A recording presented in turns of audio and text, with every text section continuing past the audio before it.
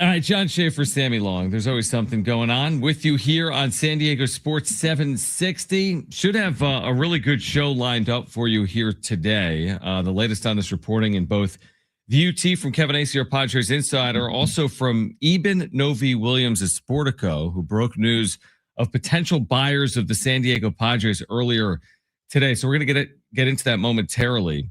I will say this. Okay, I'm going to complain right now. All right, Sammy? Let's hear it. Here's what I'm going to complain about. This has literally nothing to do with what we're going to talk about today. Here's my first world issue. Coming into the studio and having to get your equipment ready and set up the stream, and it's a lot. So here's what I'm going to request. There's nothing you can do about it, I guess. What would be much easier is if like we had permanent equipment in the studios and we just hopped in and the equipment was right. It like just started. running. The show just started. Yeah, like somebody was running the stream for us or something. But anyway, I'm a little flustered. But here we are. All right, here's where we are. All right, so earlier today there was recording at Sportico about potential buyers for the San Diego Padres. I know you've been talking about this story, obviously, here today.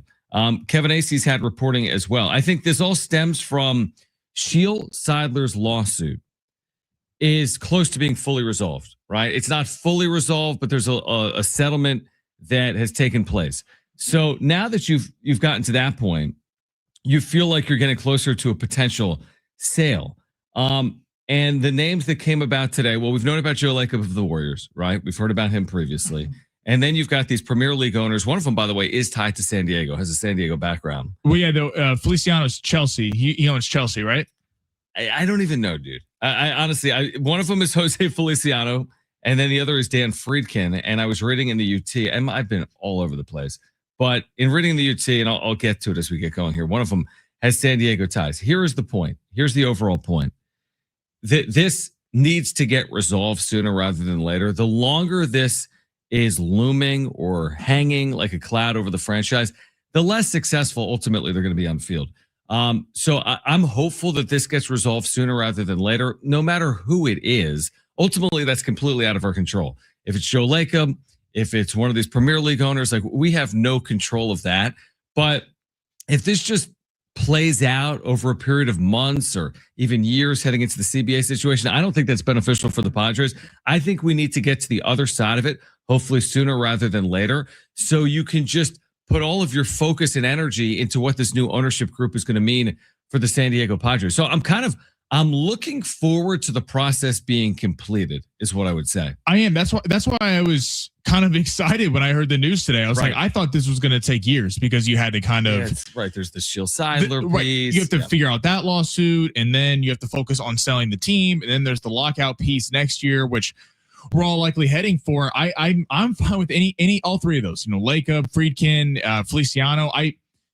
San Diego is a unique franchise in that a lot of times when you're buying a franchise, like if it's the Tampa Bay Rays, you're sitting there going, we don't have a fan base. Yep. We don't have a great stadium. We don't have a lot of stars. The Padres have all that. They have a city that cares about the team, a great ballpark, a ballpark nationally that is known for having one of the best home field advantages in the entire major leagues. And you have young stars. You have Fernando Tatis Jr. and Jackson Merrill, plus some veterans. Machado obviously moves the needle nationally. The Padres are in a unique situation. Yes, you're competing in a division with the Dodgers, and the Diamondbacks and the Giants, but you're buying a franchise that is close. Like they perennially get to the postseason, are a player. You just feel like they need something to push them over the hump. And I think people get confused that John Seidler is not Peter Seidler. Just because they have the same last name, Peter Seidler wrote checks trying to get the city over the hump. We've barely heard from John Seidler. We've heard from John Seidler 3 times, and one of those was a note about how he's selling the team. So I'm excited for this process to wrap up. Yes, I'm with you. It is a little bit of a cloud over the team. It's more questions, just like the AJ Preller contract. It's more external baseball questions that have not been answered. But overall, I'm excited to see who this goes to, and I think all three of those guys would be tremendous owners. All right, so to your point, Feliciano owns Chelsea. Dan Friedkin owns Everton and a club in Europe as well, Roma. And it's like he's worth like $9.9 billion, right? And was born in San Diego. Okay. So Dan Friedkin was the one that was born in San Diego. I don't know if Feliciano has any ties to San Diego. And then you have Joe Lacob, who again has been in Northern California. The success of the Warriors franchise, he's tied to a group as well.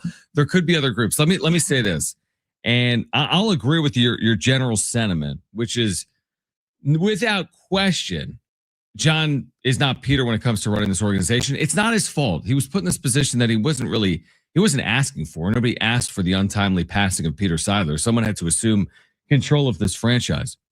People are going to tell you, I hope it's a San Diegan. I hope it's someone with the best interest of the organization at hand. Here's what I hope. I hope it's someone that has the resources and backing to continue to spend to put this team in a position to win. I don't care if they're from San Diego or San Francisco, San Diego or wherever, or North Pole. I really don't. I mean, it could be the Santa and the elves. Is that, where do they live? The North Pole? Like, yeah, honestly, the San Diego tie, Peter Seidler's grandfather owned the LA Dodgers. It doesn't matter. Peter Seidler will be revered as one of the best owners in the history of the city, whether it's Chargers, Clippers, Padres. Now, you could end up with bad ownership groups. That's out of our control. You could argue right now, Jon Seidler isn't exactly controlling the greatest ownership group in franchise history. His brother was. So whatever the other side looks like, if it's Feliciano, Friedkin, Lacob, Schaefer, Long, Santa, Sperry, you just hope that they have the purse strings to continue to pursue a high level of winning on field. That's what I'm hopeful for. It's a great story if someone's from San Diego, but I'd rather have the person with the backing and the finances than someone that's from San Diego. So to me, I think it is time to move on. The Jon Seidler era is going to be short-lived. And listen, the longer he owns this franchise, the less confident I am in their ability to keep up with the Joneses, so to speak. So it's time to sell it. There's no guarantee on the other side. There's no guarantee on the other side. I just hope we end up in a situation where the next owner is committed to winning.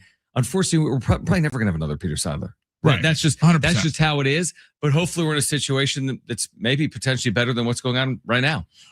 That's my point. I've heard a lot today on our show, people who feel both ways. Some people are excited about it. Some people are, it could get worse.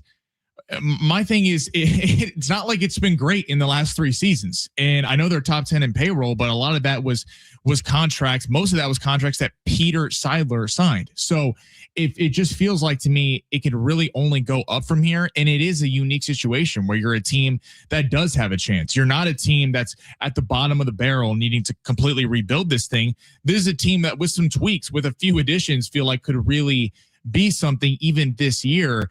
It's just like to the point about Lacob.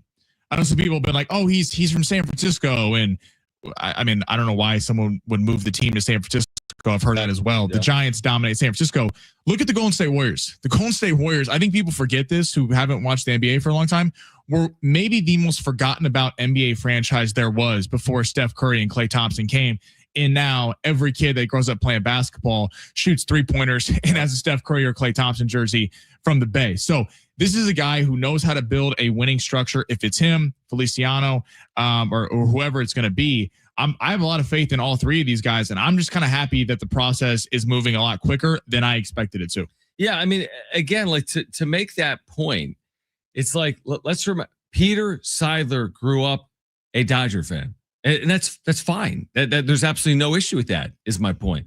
But when he bought this franchise, he put every ounce of his being into winning. I mean, he did it against all odds. He did it to the detriment maybe of like what other owners said. Like, it's not sustainable, and maybe he was making other ownership groups look bad. Like, well, hold on. If he's spending like that in San Diego, why are you, Pittsburgh, not spending like they are in San Diego? I agree with the general idea that when I first heard about this, I'm like, oh my gosh, this is going to play out over like 3 to 5 years. Like, we had Eben Novy-Williams from Sportico on a year ago when he announced that Sheil Seidler was suing the Seidler brothers. And he's like, the Denver Broncos sale played out over like a decade.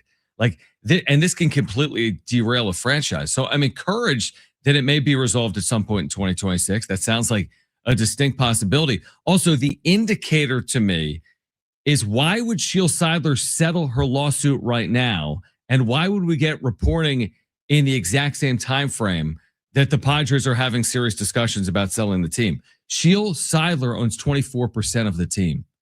So she's not going to be tied up in litigation with the team that's about to be sold. It's in her interest to potentially settle, because if she ends up getting 24% of the $2 billion sale or $3 billion sale, you're talking about between $500 and $750 million. So I would guess that this settlement, just putting two and two together, settlement, potential owners, you're approaching the possibility of a sale. Now you're talking about billions of dollars. Maybe there's a holdup somewhere that will prevent it from happening, or maybe they're inching close to this occurring. To your point about the Denver Broncos, went out over a decade. Yep. The Los Angeles Lakers a couple months ago, no one knew they were selling the team. Yep. And the article came out, and it was basically over 3 to 4 months that they decided to sell this thing. So this could be moving fast. And I think it's encouraging, especially when you felt like all the odds were stacked against something getting done early. I mean, a lockout likely looming next year. Does someone want to buy a team that's maybe not even going to play baseball in the first year that he or she owns it? $450 million reported in debt. Like, there's a lot going against the team. I'm with you. If Shields settling her lawsuit, they're interviewing all these people. They talked to Lacob last week, and all these potential billionaires are interested. I just think it's actually an exciting time for the team versus how some people look at it as a negative. Yeah, I mean, here's the thing. It's like they already said they're exploring the sale. I mean, I think most people would have been disappointed if you got a public announcement last fall that they're exploring a sale, and then a year later they were like, just kidding. Like, it shows you they're not super interested in it. It doesn't really serve anyone. At the end of the day, to be successful as an owner in professional sports, you need to be 1,000% all in. There's no 1 foot in. And I'm sorry, but Peter's dream was 2 feet in, dive in off the deep end. Not Jon's, not Shields necessarily. I think Shields been a fan, a proponent, right? Someone that has played a role and potentially a significant one, maybe could play a role in the future of the franchise in some capacity or in some form or fashion. But you have to be fully all in, whatever the reasons are, financial, winning. I mean, you'd like to think the next owner is only going to be worried about winning. They're going to be worried about the finances of it as well. But the point is, like, Jon Seidler didn't sign up for what he is doing, and the next ownership group did. That, to me, is a key distinction, right, in terms of the future of the Padres. And what we've seen, again, just because they have the same last name does not mean they have the same vision. And I know Peter wanted to keep it in the Seidler family. This franchise being sold is not. We're always going to remember Peter Seidler, to what you said, one of the greatest owners, not only in build a statue. Right, I would 100%, and he 100% deserves it. But Jon got this dropped on him, and every indication with lack of signings, lack of public appearances, basically lack of everything, lack of AJ Preller getting a contract has shown that, and the fact that they're entertaining a sale probably wasn't his dream to be running the San Diego Padres. So to your point, the person that comes in here, it is their dream because they're spending billions and billions of dollars to purchase this thing. So I think it's a great day for the city of San Diego. Are you excited about a potential imminent sale of the Padres? 877-767-4760 or 70470, start it with the word team. Or are you not? 877-767-4760 or 70470, start it with the word team. Kevin Acee just texted me. He will join us at 3 p.m., our Padres insider, with his reporting on this story. Mike Harmon, the Jason Smith Show on Fox Sports Radio, is on the show. He'll get us ready for the Super Bowl at 3:30. And then at 4:30, Eben Novy-Williams, Sportico, who broke some of this reporting today on potential owners of the Padres. He will join us today as well. Great show lined up, giveaways as well. Stay with us on San Diego Sports 760.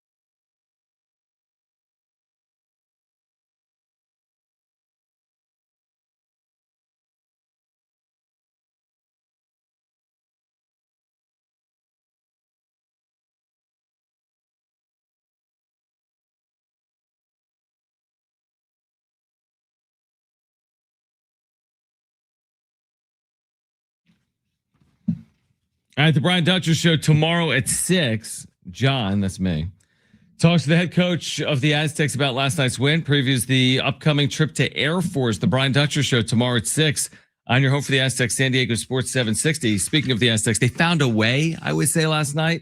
It wasn't the easiest thing in the world. Like, they'd build a 10, 12, 14-point lead, and Wyoming would cut into it. But listen, at the end of the day, like, San Diego State just needs to keep piling up wins. They're in first place in the Mountain West Conference. They're 10-2. They're going to Air Force. They need to win that game. We said yesterday it was a must win. They won the game. So would you prefer to win by 30? But that's like anything in life. It's like you'd always prefer more. You know, would you prefer that the sale of the Padres is more money? That doesn't even make sense. But like, they won the game. Would you prefer a larger margin? Sure. But I can't get caught up in margins every single time my team plays, is how I look at it. I'm with you. And I also don't think Wyoming was a game that, whether you beat them by 30 or like, it was not a resume builder. That was a game that's like, you just have to win. Now, to your point, you felt like they could have put it on a little bit, and they had that 9-0 run, Wyoming in the second half. I thought Taj hit that big shot, kind of stopped the bleeding, and they were able to kind of, take over from there.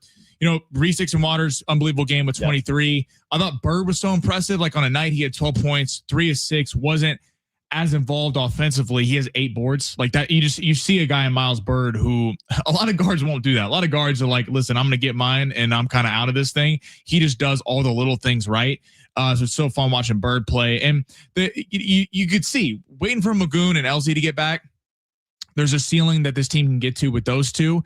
It's kind of the Miles Bird and Reese Dixon-Waters show until then, and they were able to come through. But I thought it was solid win, nothing like crazy impressive, but they did what they had to do at home. Yeah, again, it's like, we'll get back to the Padres here in 2 seconds. Like, I didn't even look at the net ranking today because I was all concerned that, they only won by, like, everyone's losing their mind. Like, they only won by 9. They wasted an opportunity with margin. Well, guess what? Their net ranking is the same today as it was yesterday. Do I have that right? Is today February 4th? Yeah, it is. So everything's fine. If you're an Aztec fan, everything is fine. Everything is still in front of this team moving forward. So again, it's 877-767-4760 if you want to weigh in on a potential sale of the Padres, or 70470. Start it with the word team. Again, Kevin Acee will join us, our Padres insider, will join us at 3 p.m. Eben Novy-Williams, who broke this story as well at Sportico, is going to join us coming up.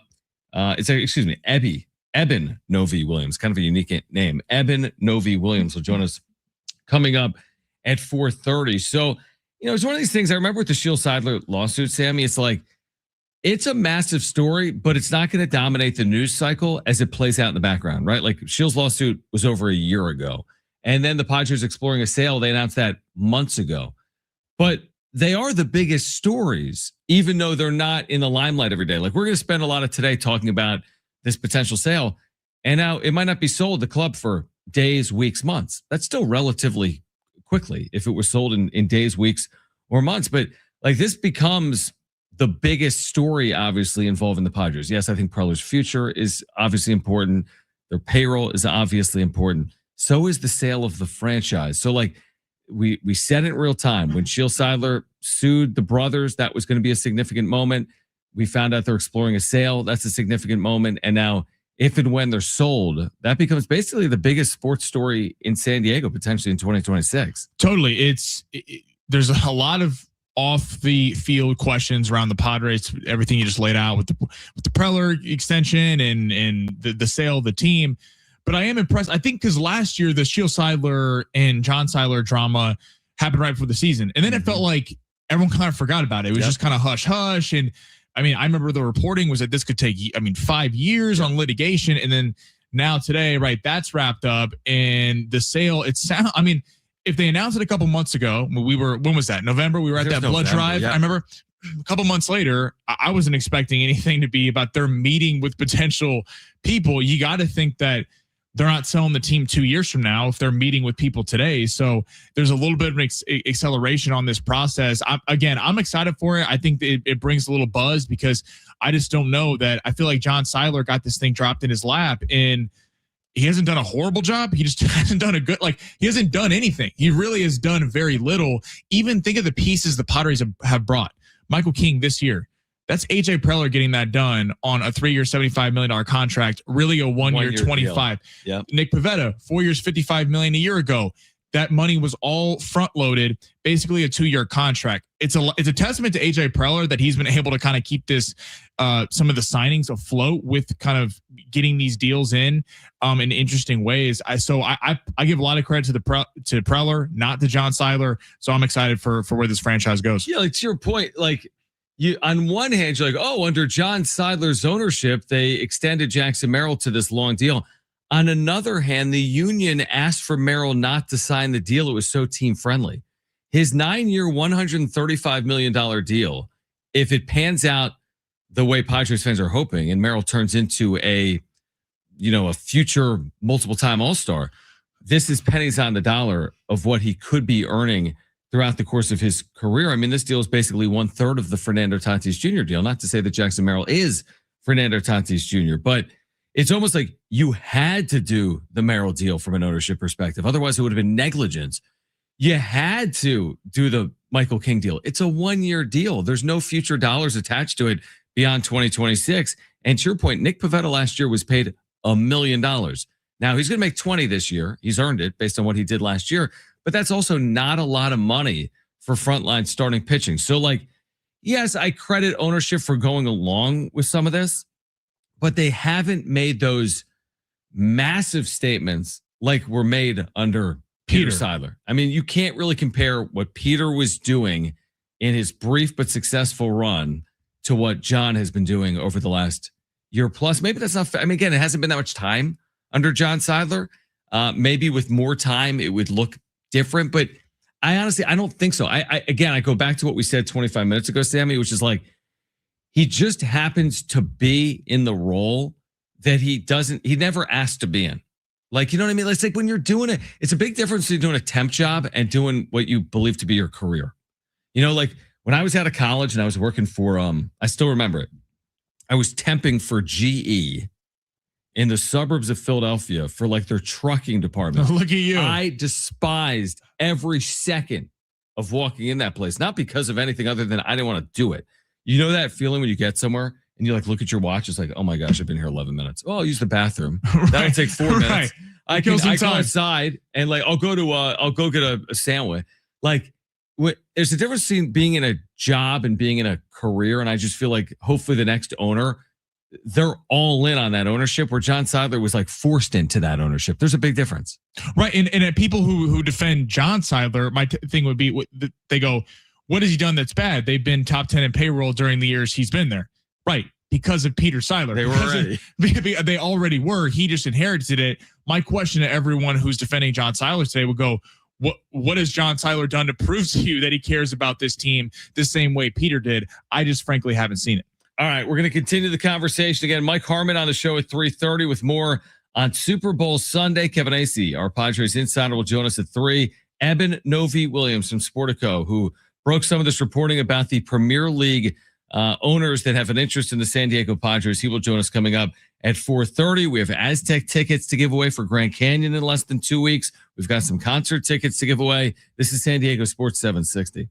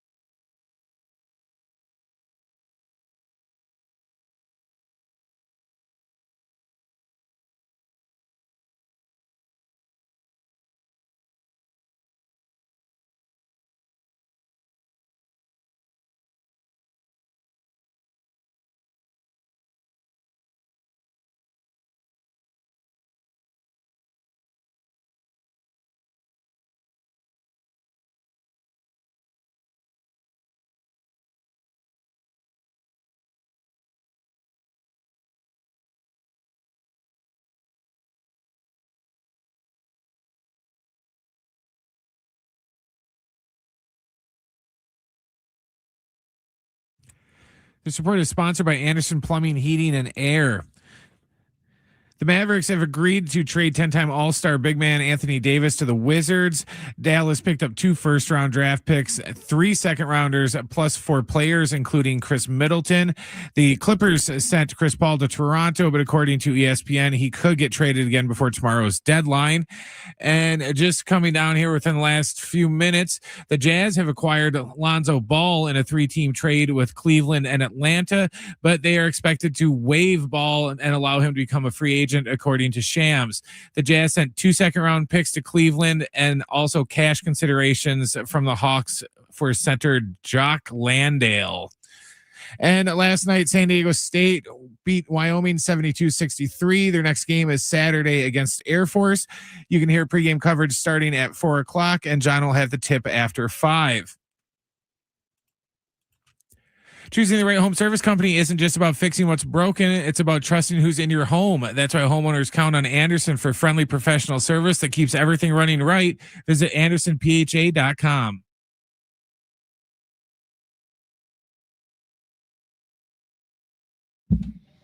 All right, San Diego Sports 760, John Schaefer, Sammy Long. But back to this, we're going back and forth between the Padres and the Aztecs. Like I see in the chat from a loyal viewer, Andre, who's like, talking about the Aztecs, and he could end up being right. We'll find out in 5 weeks who's in the NCAA tournament or not. But like Andre says, and this was just a little bit of a sentiment last night on our text line on the wrap-up show. He says, I don't think they get in. The game last night shouldn't have been close. And the issue with doing something like that in college basketball is that you can't base anyone's body of work on any one individual game. Now, there are games that can keep you out. You lose to Air Force last year. They didn't. Remember Wayne McKinney III at the buzzer. If they lose the game, they're probably out because they were like the second to last team in. So yeah, losing to like a team 300 in the metrics isn't going to be a good look. But again, like last night in the text line, people were like, well, if they shoot 16% from 3 and miss 13 free throws every game, they're going to lose to New Mexico. And I'd be like, yeah, but every game is unique to itself. And no 2 games are the same. It's not like, well, one day they made 3 threes. Well, the next game they made 9 threes. And the next game they made 5 threes. So I can't read into any one game and use it to make some case about candidacy for the NCAA tournament. As in, you could beat the best team in the country. Like, who's beaten Michigan this year? Wisconsin. Wisconsin. Okay, and Wisconsin's played well. But here's my point. If 10-12 Minnesota, I'm making it up if that's the record, the Golden Gophers, if the Golden Gophers had handed Michigan their only loss, Minnesota's not going anywhere near the NCAA tournament. They're 10-13. It doesn't matter. And then on the flip side, when Michigan is 20-1, it doesn't matter if they beat Penn State and State College by 3.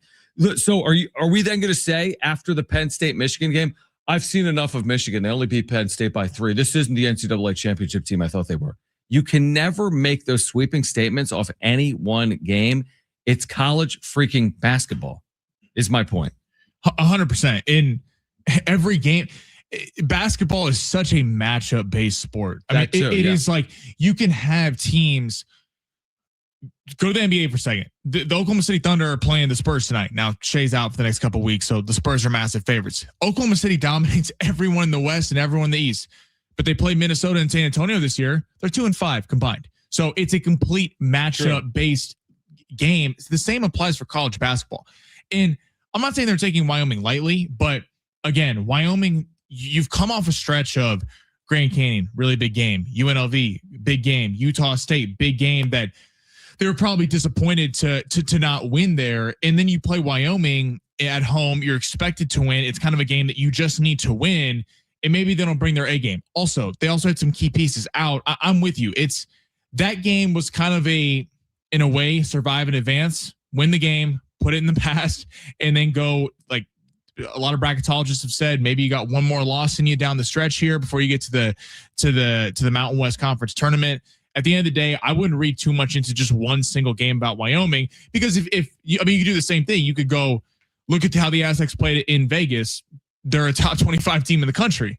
I mean, and UNLV, if you read into too much of one game, I think you can get a little too high and low on a team. Yeah, I mean, even last year. Now, listen, did San Diego State beating Houston play a role in them getting into the NCAA tournament? Yeah, but they also had the body of work to support the Houston win.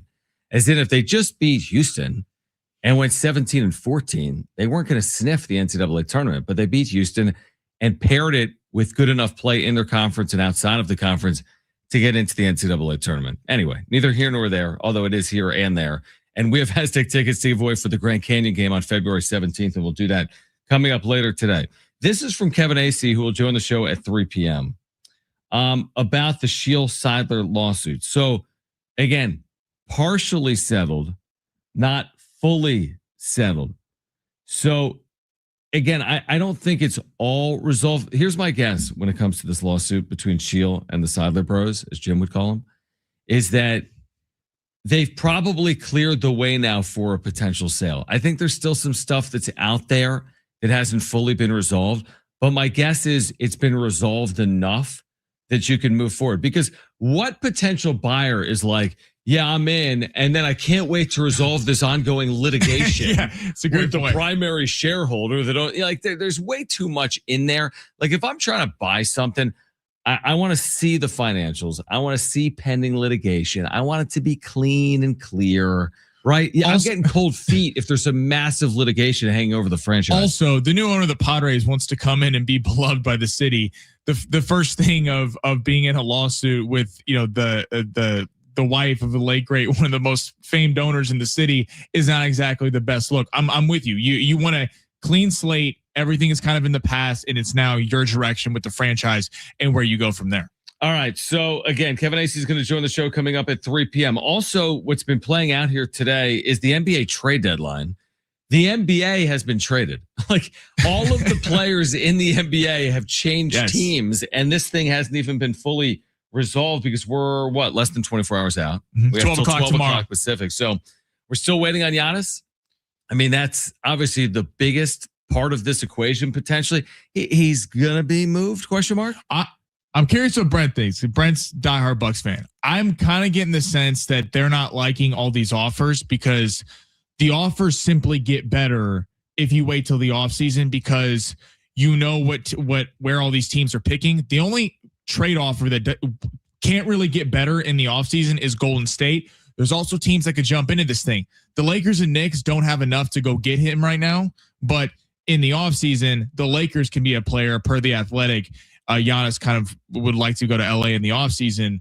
There's a lot more picks that are freed up where a lot more teams could create a bidding war than I think you can right now.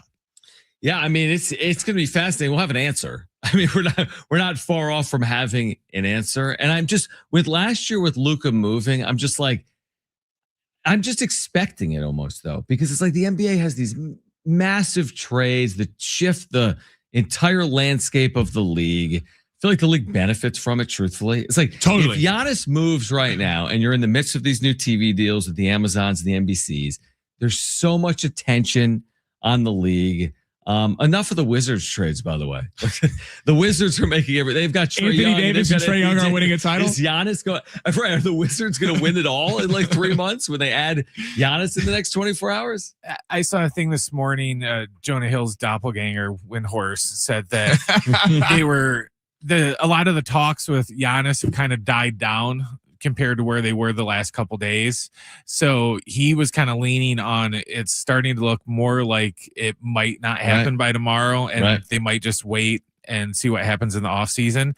And yeah, the AD to the Wizards thing was just crazy because literally about 10 minutes before that trade came down, ESPN, I don't remember who the team was, but ESPN had their top story was like a rumor that AD was going to go to this team, and then all of a sudden 10 minutes later it's just like, oh nope, he's going to the Wizards for some reason. I also thought Anthony Davis at this point in his career, being in his early to mid 30s and knowing he's injury prone, was going to go to a team. Oh, it was Toronto. I know it was the Raptors. I thought he was going to go to a team like that maybe needed a star to push him over the edge and become real contenders. Him going to Washington's not making the playoffs this year. So that's a whole nother offseason of Anthony Davis. Like, I like them getting Trae Young. You have kind of now a buzz in the nation's capital, but I don't think Anthony Davis going forward is someone that you want as your number 2 star. The Lakers were going for years of irrelevancy until they landed Luka, because I don't think anyone wanted to come play with Anthony Davis with no LeBron. You think Anthony Davis is injury prone? Street Clothes Davis. I mean, if he could stay healthy for a month, he could, you know what I mean? Like if he happened to be healthy when it actually mattered, and Like was the on a bubble for the team- Lakers. Yeah, exactly. But again, now you're going back so many years. It's like anytime everyone is always going to like twist an argument to like, well, you know, in 2021, look at Walker Buehler. Be like, it was 5 years ago, Right. pre-injuries. Like you can always use one example to make your case, but again, it's probably not a good case to be made when you're going back 3 to 5 years in any professional sport. The best indicator of future success is based on what you've done within the last year. I think NBA trades too are interesting because if you look at like the Lonzo Ball one, only the NBA will trade a player to solely make him a free agent.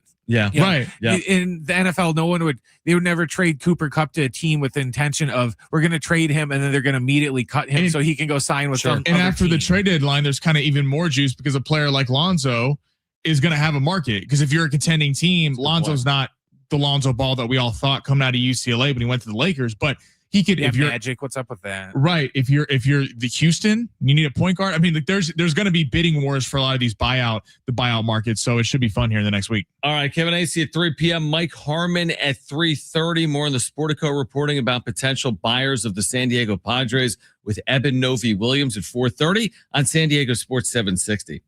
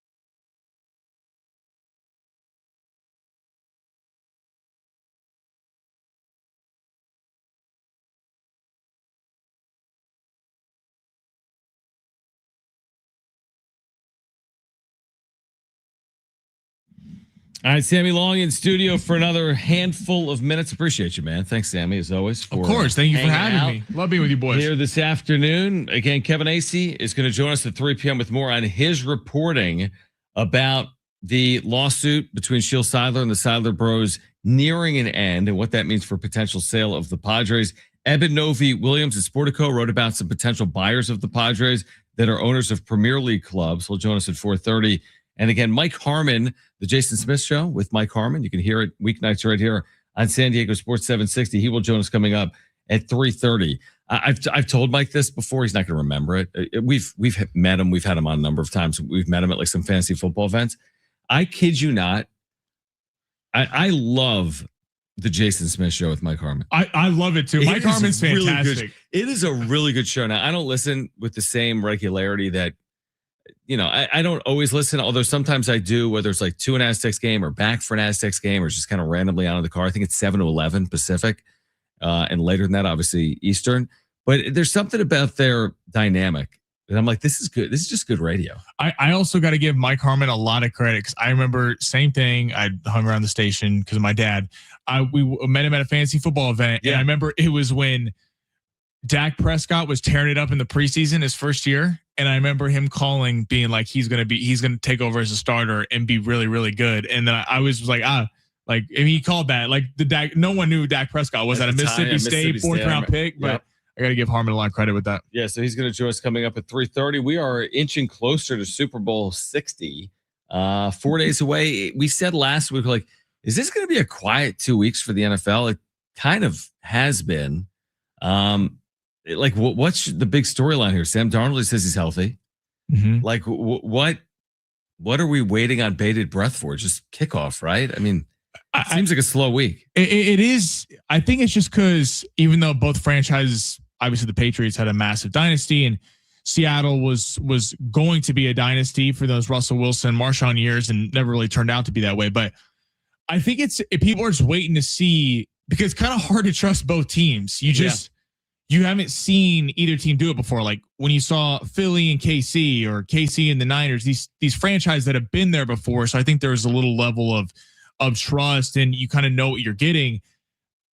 I think Seattle's going to win the game. They're the better football team. They have the better defense. I think Darnold's playing it at an extremely high clip, but I think everyone could also see Seattle laying an egg and not showing up on Sunday in New England walk into a victory. But then I don't know how good New England is. Drake Mays, he got his shoulder injured. I mean, I don't know how many storylines are heading into this Sunday, but it'll be entertaining when it kicks off. One of my storylines just always in general, like I think about the NFL and you say certain franchises and you have this like vision in your head. You're like the Patriots, this big, powerful, national brand. Or even the Seahawks, like a proud enough franchise that's had success over the last 15 years, has the one Super Bowl, of course, has the disappointment, Malcolm Butler. And then I bring it back to baseball, and I'm like, oh, wait, Seattle. That's where the Mariners are. They've never done anything. Now, they did this past year. Or like the Pittsburgh Steelers, right? This dominant dynasty of the 1970s, one of the most proud franchises in the history of the sport. And then there's the Pirates. Or there's the Packers with their importance in the history of the league. And then there's Milwaukee Brewers.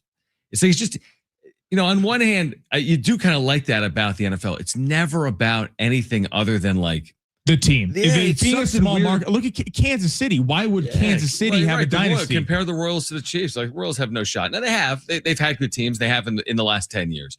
But yeah, exactly. Like, and I do appreciate that about the league. It's not that it's perfect. And it's not that, listen, it still matters. Brands matter. The Jags and the Panthers are not the Chiefs and the Patriots or whatever it is.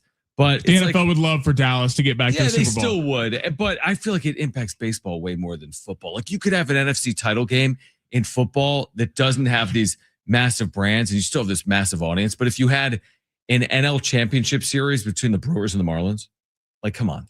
Well, and to the NFL, take the game's biggest stars, Patrick Mahomes, Josh Allen, Lamar Jackson. I mean, go down the list. Nobody is bigger than the Shield. It's just it's not that way. I mean, you could go to the gym in San Diego. I saw Panther gear this morning. Someone wearing Panther. Really? Yeah. I mean, there's hats everywhere. Like for the Carolina Panthers. For the Carolina Panthers, wearing like a Panther. that would have been great. But he's like wearing like a Panther a jacket. Like you see it everywhere. Philly gear. I mean, no one's bigger than the Shield. Where in baseball and basketball, I think it's a lot more star-driven sports. So right, so if you have Dodgers, Yankees did very high ratings because it's two big brands, but you have Ohtani, Judge, but go down the list. Whereas right, the Brewers making the World Series outside of if you're a massive Milwaukee Brewer fan, I don't know how much that draws. Just like people had concerns last year in the NBA. Oklahoma City and Indiana. And the numbers reflected it. The numbers reflected it. Now, Halliburton and Shea have become big stars, but certainly Shea. No one's how much Thunder and Pacer gear have you seen recently? None. So I think it really is about sellable stars, whereas the NFL, I mean, you can sell any Super Bowl, any potential matchup anyway. We buried the lead. We've completely buried the lead. Best in show. Did you see who won? No, you guys didn't see who won best in show? I did not see. No, I turned it off to watch the Aztecs game. That's right. I was able to watch both. Penny. Were you watching pregame before you got set up? I watched 3 hours of Westminster yesterday before the game. Penny, a Doberman Pinscher, is 2026 best in show. And by the way, it's a very good looking dog. Now, again, there's not as many upsets. Let me look this up. You didn't see this winning dog? Those are like security guard dogs. Yeah, they're kind of intimidating looking, but I like them in general. Good looking dog. This is a great looking dog.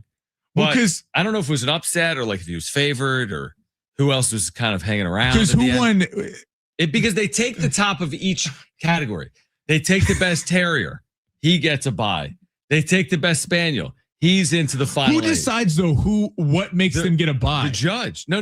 There's a judge. They parade the 16 terriers, and then the judge looks at all 16 and goes, "Boston Terrier, boom! You're coming out of the terrier group, and you're advancing to the championship round." And then the best terrier is up against the best pinscher, up against the best spaniel, up against the best hound dog, and boom. Can you bet on the Westminster Dog Show? Probably. Yeah, I don't bet on anything. Because what the Bloodhound, the Bloodhound won 3 years ago. We found this out yesterday. Who won the year before? It was a terrier. Won last year. Yeah, maybe a terrier.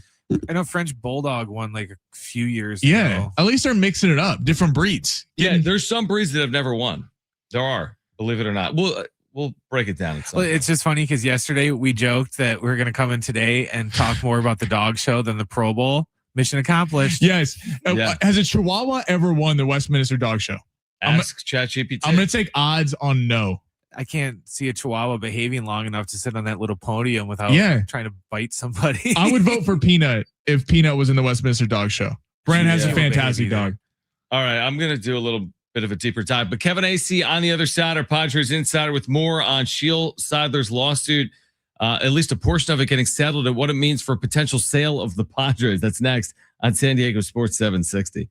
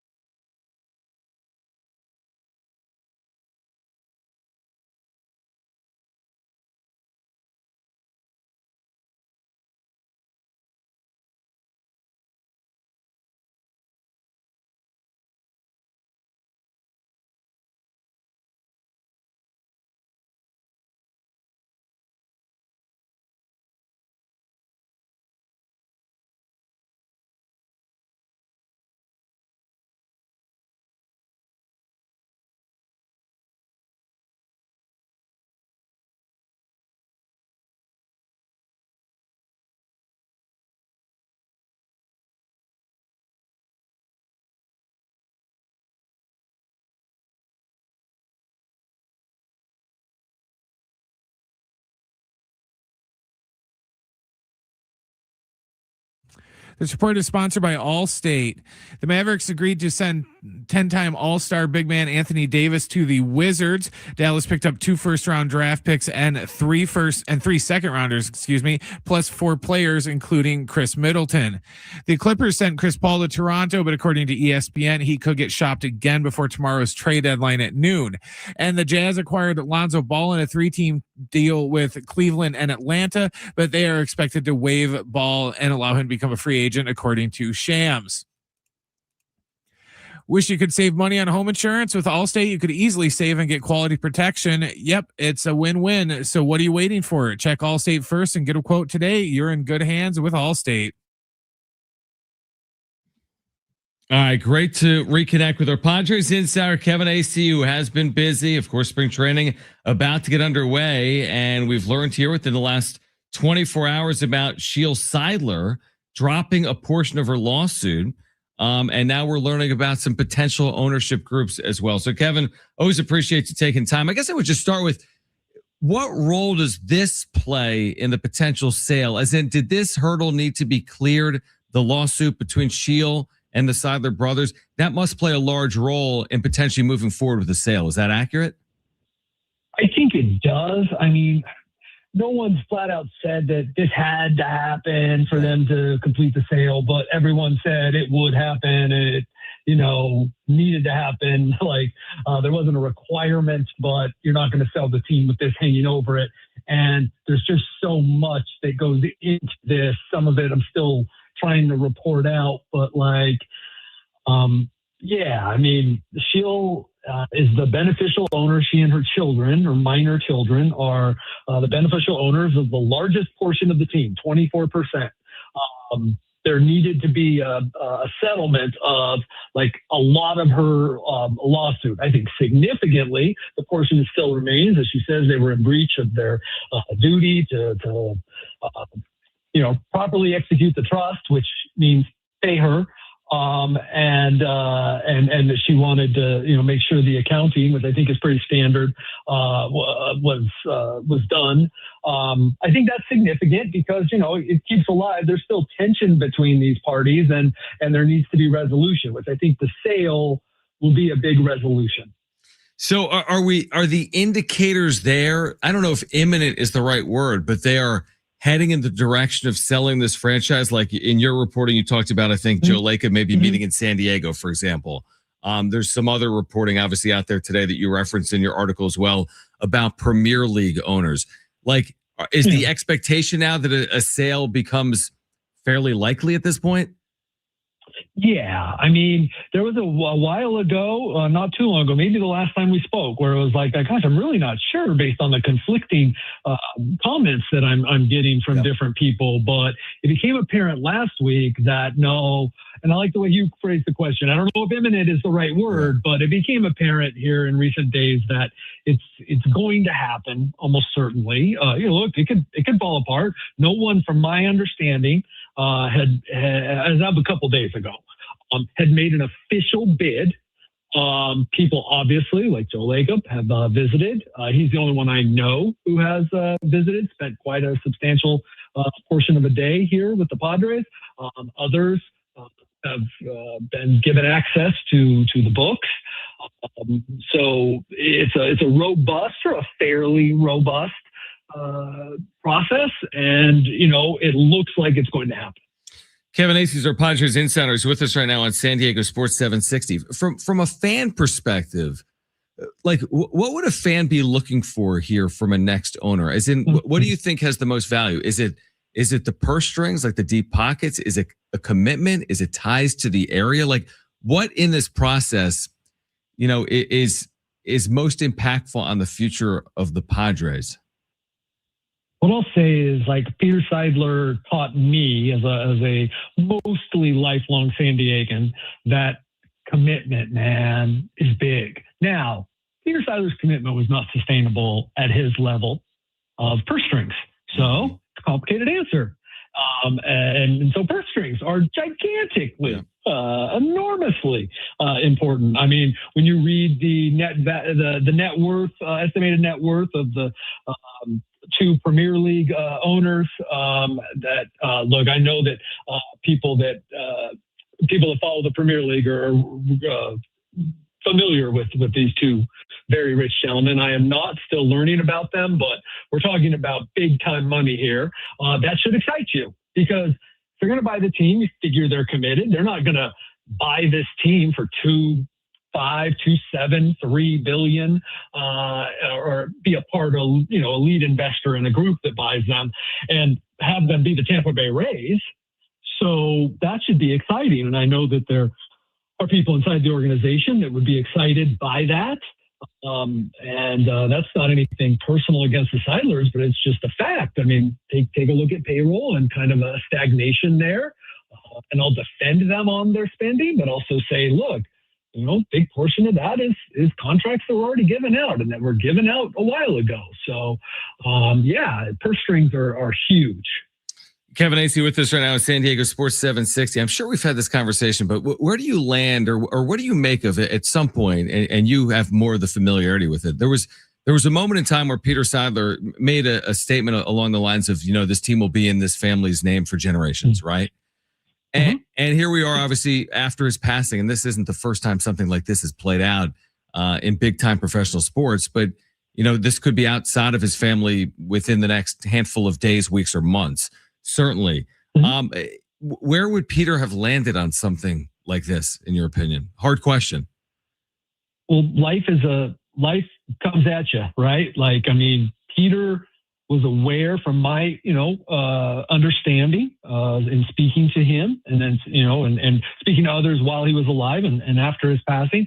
Peter was aware of his mortality and figured that he wasn't as long for this earth as he would like, but I really don't think he thought that his death was imminent, and he believed he would have, kept this team. He passed away, and he didn't have the wherewithal, and his family didn't have the wherewithal to be able to continue to fund the team at the level that, Peter did for one season, and really Ron Fowler and then Peter built up to, and then Peter really went for it in 2023. So, it's not Matt Seidler or John Seidler's fault that, they didn't buy the Padres. Right. They're not the ones who did that. So can't be mad at them for not being like, yeah, we're going to mortgage everything and bring in new investors and really do everything to give this team a $280 million payroll or $50 million payroll, whatever. What I'm saying is things happen, and, and the other thing is, and I will not disparage Peter Seidler. When he was alive, dozens of times I publicly professed my regard for him. Yeah. So I'm certainly not going to disparage him now. But Peter said a lot of things. All right, he said this was sustainable, right. And the fact is, it just was not. So I do believe now that do not interpret that as me saying that Peter wasn't telling the truth. 100%. I do believe he expected his daughter to run this team someday. I do believe that firmly. But he was never going to be around to pass that on. That was the state of his health. One of our final conversations was he did not think his death was imminent, but he did not think he would see his daughters married.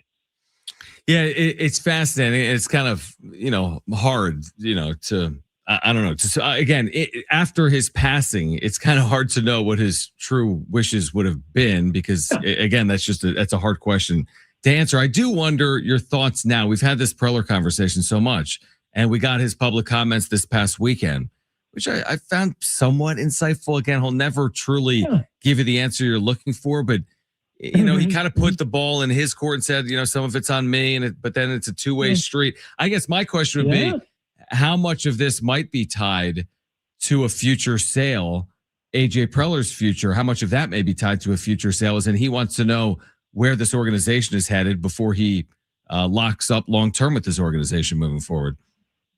I think that's good speculation by you. And all it is by me would be educated speculation based on discussions with a few people, including AJ Preller.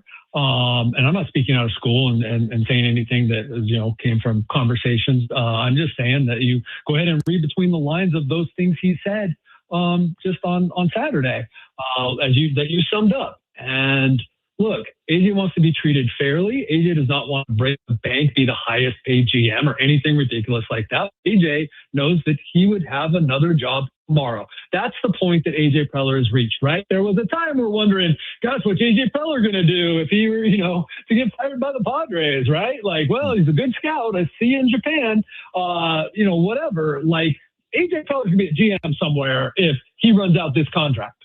And he would choose a team with a deep-pocketed owner to have more resources like he thought he was getting once Peter took it to a certain level. So there's that. There is also the reality of, and I know this, and anyone who works with AJ Preller knows this, like AJ Preller can tell you he's busy and you can be like, you can roll your eyes like, what in the world? How could you be busy? But in his mind, he is, because he's working on his 8,000th plan for this offseason, right? Mm-hmm. And then there, so that's it. And then, the ownership, like there always is the wonder of, well, what should we leave for the new owner? So I think there's three things primarily at play. And I think I said them in order that really, like, AJ knows his worth, and that Padres haven't hit that worth yet, right? But they also haven't talked that much. Like, they aren't ongoing all the time. They haven't, like, they have broken down. They're just not, they have until October. But I think that both sides still expect that sometime before the season there would be something. But look, I don't think AJ really cared. I do think this has taken longer than John Seidler thought, and the Padres side. What's our expectation in terms of the way they'll complete this roster? As in, I know we talked about this when you were on regarding Yu Darvish. Is their next move tied to Yu Darvish's contract? Is that why this may be slow played, or the last few off seasons, a lot of this has played out like in a February timeframe, like Nick Pavetta's deal last off season. So like what comes next? Resolution on Yu Darvish, or the Padres, making a move or two to finish off this roster? Yeah, I don't want to downplay like the fact that they haven't done much, because I do think it's at least a concern. Right. But also I have scrambled to cover some pretty significant signings at the start of spring training the last few years, every single one of them. I mean, it's wild. And there's so many decent starting pitchers out there left. And they have three good starting pitchers. So you can sign one of these, whatever it is, dozen, 15 more decent starting pitchers out there. I think it's a pretty good rotation. So I'm not terribly up in arms about it. Yes, the Yu Darvish thing needs to get resolved. No one has flat out said, we got to resolve this before we can sign somebody. Mm-hmm. But the fact is, I wouldn't have reported it. They would not be speaking the way they are. And anyone who thinks that it wasn't true or something, just read quotes by players and Preller talking about Yu Darvish and his desires to help the team and all that. Like, they wouldn't be talking this way if they didn't know that Yu Darvish is in some way going to help them out financially. So it's not like it has to be Yu Darvish. Oh man, goodness. Now we can sign the check. But yes, they need resolution on the Yu Darvish thing. One more before you go. I'm just curious to get your thoughts. Just, is it a story or not? Manny Machado not appearing at FanFest. I don't know any backstory. I mean, there's plenty of I know Xander Bogaerts wasn't there as well. I don't think it's the end all be all. Like, it's going to determine whether they win the World Series or not. But what is your reaction to me? I don't think he did the community events the day before, and he wasn't at FanFest on Saturday. What's the reasoning there? Right, and he has done those in the past, not like once or twice, but he does that. Yeah. Like, that Manny's there. It was interesting that there was no reason assigned where Xander had a family obligation. So I'm not going to tell you there's nothing. I haven't found out anything. I suspect there's something. I mean, but guys, like they're also, first off, I just don't think it's important, even if there was something. Yeah. Though, if I find out that there was, I'll report it. But like, I just don't, just because like it's Manny Machado and kind of nothing sometimes is something. If you know what I mean. Yeah. But like, I'm with you. Like, okay, whatever. You know, but yeah, I mean, you know, who knows? Who knows? But it is odd enough that I suspect something. That's all I'm saying. Yeah. I don't think it's a big deal. I just don't. Yeah, I agree. That's my general set. It's just like anything with Manny Machado is kind of under a microscope. And when you're not somewhere, people are going to ask why. That's a compliment we're giving him as well, too. Like Manny Machado, the guy, is usually like 90% of these types of things, if not higher. Manny Machado's there. Mm-hmm. He wasn't for their two big things they do right before the season. That's notable. And it's odd that they wouldn't give a reason for it and that he wouldn't be there. That's just odd. Like, was there, you know, if there was some reason, and Manny's a very private guy too, so I respect that, but it's just odd. So I'm not saying it's nothing. Yeah, no, I completely agree. Kevin, great reporting. Appreciate you taking time on a busy day, and we'll connect with you with spring training getting underway. When are you going to be there? Next week? Yeah. Yeah. Crazy. Thanks, Kevin. We appreciate it. Hey, thanks, man. See you. All right. Great stuff from Kevin Acee, our Padres Insider. We react. We'll hear from Reese Dixon-Waters postgame following Aztecs win coming up. Mike Harmon, Fox Sports Radio, the Jason Smith Show will join us coming up in about 15 minutes on San Diego Sports 760.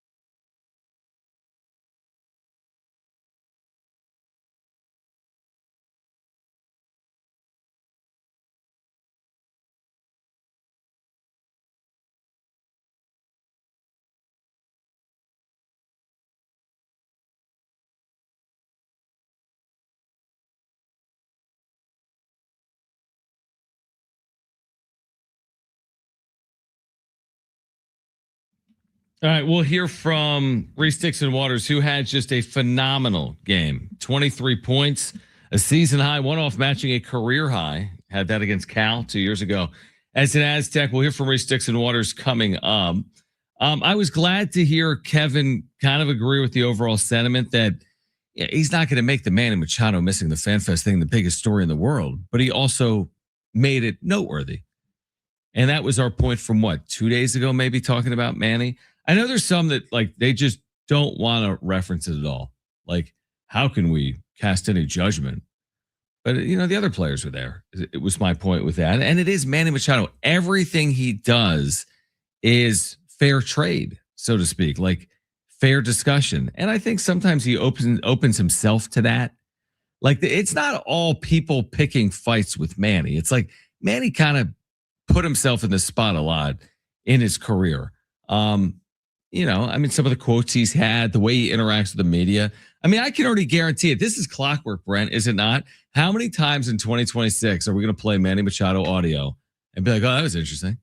Oh, wow, he really took a shot at Marty. Oh, I can't believe he said that to Kevin. Like every 2 weeks. It's coming, folks. You're going to get it 4.5 times. Okay, you're right. There's going to be a 3-game losing streak and then a 4-game winning streak. And I told you so, right? And it's going to be all of that. I even remember the day they lost to the Cubs in Chicago. Remember he called out ownership, was like, well, hopefully they don't like cut payroll again like they did last year. We played that audio recently at some point in the last 2 or 3 weeks. Yeah, I really hope they don't get rid of what's his name, and then they got rid of what's his name like a week later. Yeah, and he's like, I hope they don't cut payroll again. And I'm thinking to myself, well, they really didn't cut much payroll. And Manny, truthfully, it wasn't on ownership last October that you didn't move on. You didn't hit. You specifically, Manny, went 1 for 10. Again, small sample size. I'm not going to completely vilify a player for a 1 for 10 stretch. I mean, that's ridiculous. But like, they didn't not move on because of ownership's level of commitment or lack of commitment. That was not the reason they didn't move on. That game 3 was a wonky game, honestly. Remember, they threatened a little bit and hit some balls right at people. Nobody really cares. The plate umpire in the 9th inning, right, took the bat out of someone's hands. I forget who it was. That was very, impactful in real time. But like, I don't look back on 2025. We've been spending so much time on ownership, and we'll continue to with this news that the Padres remain, exploring a sale, and Seidler has settled a portion of her lawsuit with the Seidler brothers. And there's been reporting at the UT and at Sportico, and we'll talk to the writer at Sportico at 4:30. Like, I don't tie 2025's playoff exit to ownership. I mean, even like the trade deadline, like he had all resources available. I'm talking about AJ Preller. They added Mason Miller. They traded their top prospect. They made a series of moves at the deadline. They added a starting catcher. They made a flurry of moves at the deadline. So like, I disagreed in real time when Manny, like my reaction coming out of that series, if I was Manny Machado, was I need to play better. Simple as that. Everyone would have respected it.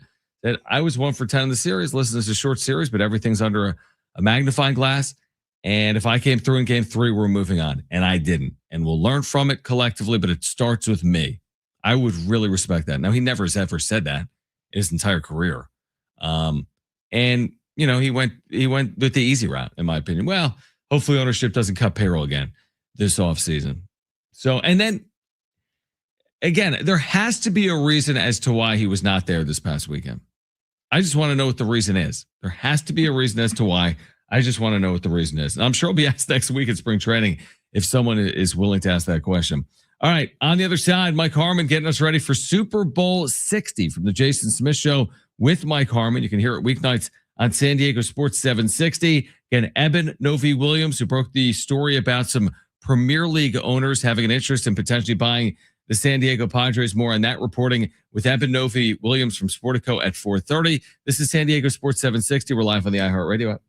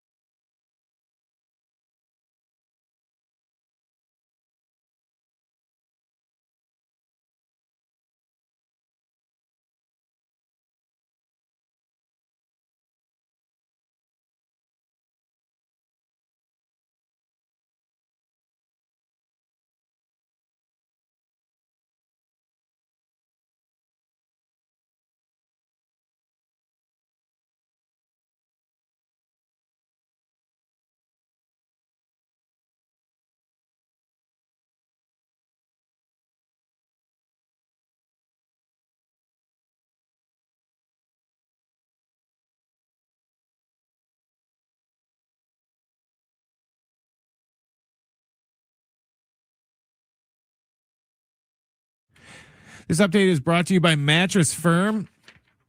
In the NBA, the Mavericks agreed to trade 10-time All-Star big man Anthony Davis to the Wizards. Dallas picked up 2 first-round draft picks and 3 second-rounders plus 4 players, including Chris Middleton. The Clippers sent Chris Paul to Toronto, but according to ESPN, he's probably going to get shopped again before tomorrow's trade deadline. Last night, San Diego State defeated Wyoming 72-63. Their next game is at Air Force on Saturday. Pregame starts at 4. John will have the tip after 5. Score major deals on top brands at Mattress Firm's President's Day sale. Find your dream mattress today. Their sleep experts are highly trained to find the right one to fit your unique needs. They make sleep easy.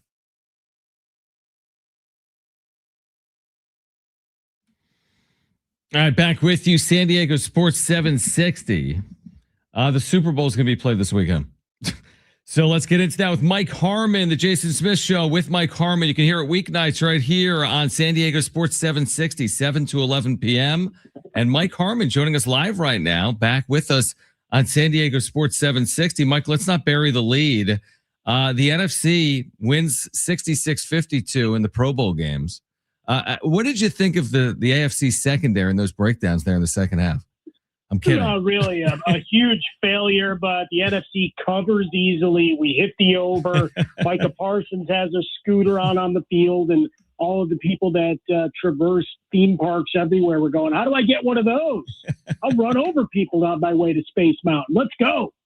Are we still like what's your take? I mean, it's not really a hot take anymore. I mean, the Pro Bowl and Pro Bowl games and like Shedeur Sanders is a quote unquote Pro Bowler. Like, are we just at a point where we can just move on from it? Why haven't we yet moved on from it? Because there's enough sponsorship activations and people still watch. All right, and I'd be curious. I'm going to try to get an idea from our Vegas expert as we talk to him tomorrow. What kind of handle do you get on the Pro Bowl? Because I got to imagine there's still enough degenerates that keep funding that as well, you know, with the ease of information flowing. Obviously not in California, not legally anyway. But you can, you know, they've got all these different competitions you can get on board. And I think that's it. And it's still a TV show. It's still football. You can still push your stars. I mean, that was my argument with Shedeur Sanders when people really got all up in arms about that was it's a TV show, and anybody that really stands for him, here's your chance to watch him one more time on a big stage. Fair. All right, let's get to this game coming up on Sunday. Obviously, the Seahawks somewhere in that 4.5 point favorite range. What's the biggest storyline heading in? Like, is it Sam Darnold's health? He says he feels healthy. Like, what's the storyline or what's most intriguing for you heading into this? Yeah, I mean, I think the Sam Darnold overall narrative is the one that's taken off outside of Hall of Fame discussions and what it costs to go to a game, which is the usual hand wringing. It's like your team doesn't go every year. Put $5 there, make a cup of coffee at home every day for a couple of years. Ta-da! There's your Super Bowl fun. Anyway, when it comes down to it for me, I mean, Drake May's shoulder is really kind of curious to me because Seattle will attack first and foremost Will Campbell, who had a great first half of the season.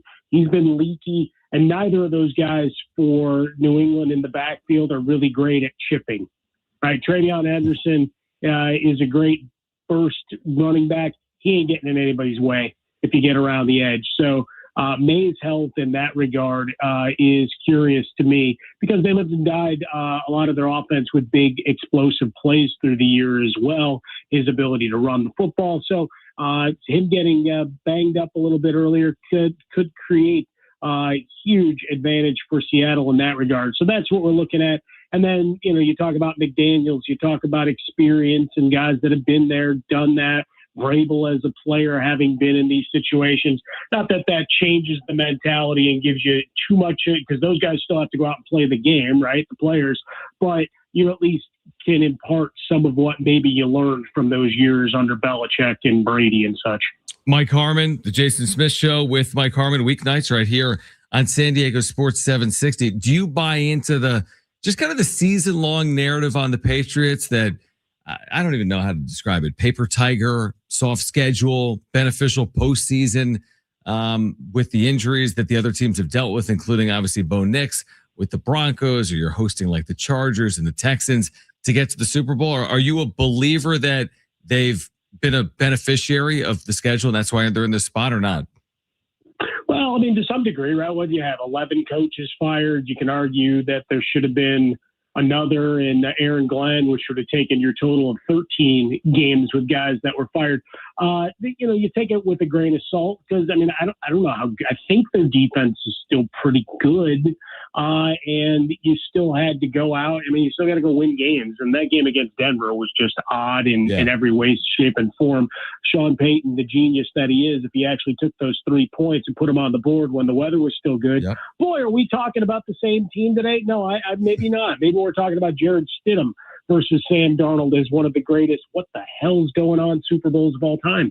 But instead, here we are. So I do give it a little bit of credence, but it also makes me lean in to see what they can do, because Sam Darnold will put the ball up for grabs on occasion, right? He did have 14 turnovers, a lot of them against the Rams, but there are opportunities to be had. The key is, can the defense slow down those big explosive plays, right? I was looking at Rashid Shaheed as an anytime scorer. As a first touchdown scorer, he's plus 1,700. Just put that out there for you. Okay. For the MVPs, 45-1 if you think there's a big return in the offing as well. But, you just start looking at what they were able to accomplish. And they took advantage of what was a bad schedule. How come more teams don't do it? True. Right? Because you get to play last place teams, you tweak a couple of things, and away you go. Because this was also a team that was terrible last year, and you can't tell me that roster was, lying in wait for this season. So some credit to Mike Vrabel taking advantage of situations, and it's not his fault that Justin Herbert couldn't rise up, that Sean Payton was an idiot, and that the weather came in. So all that to say, here we are. Let me ask you this. Mike Harmon with us right now in San Diego Sports 760. Will the winner of this game be the favorite heading into next season to win another Super Bowl? Let's see. No, because I think if you go into the betting odds, if Mahomes is cleared to walk, people will start pounding money in there. Not to mention my dopey Chicago brethren will be backing Ben Johnson and Caleb Williams. Right. Kingdom come, right? Trying to find respite in Vegas from the Chicago winter that never ends. Seattle's interesting because I don't know if Sam Darnold, even if he goes out and has a wonderful performance and kills it, I think there's still going to be enough people going, yeah, that bad performance is just around the corner. Right. I think it's always going to be there. And when you look at it, right now, we assume Matthew Stafford comes back with Sean McVay re-signed with the Rams. You look at San Francisco. In theory, they get rid of whatever else is going on in the building injury-wise.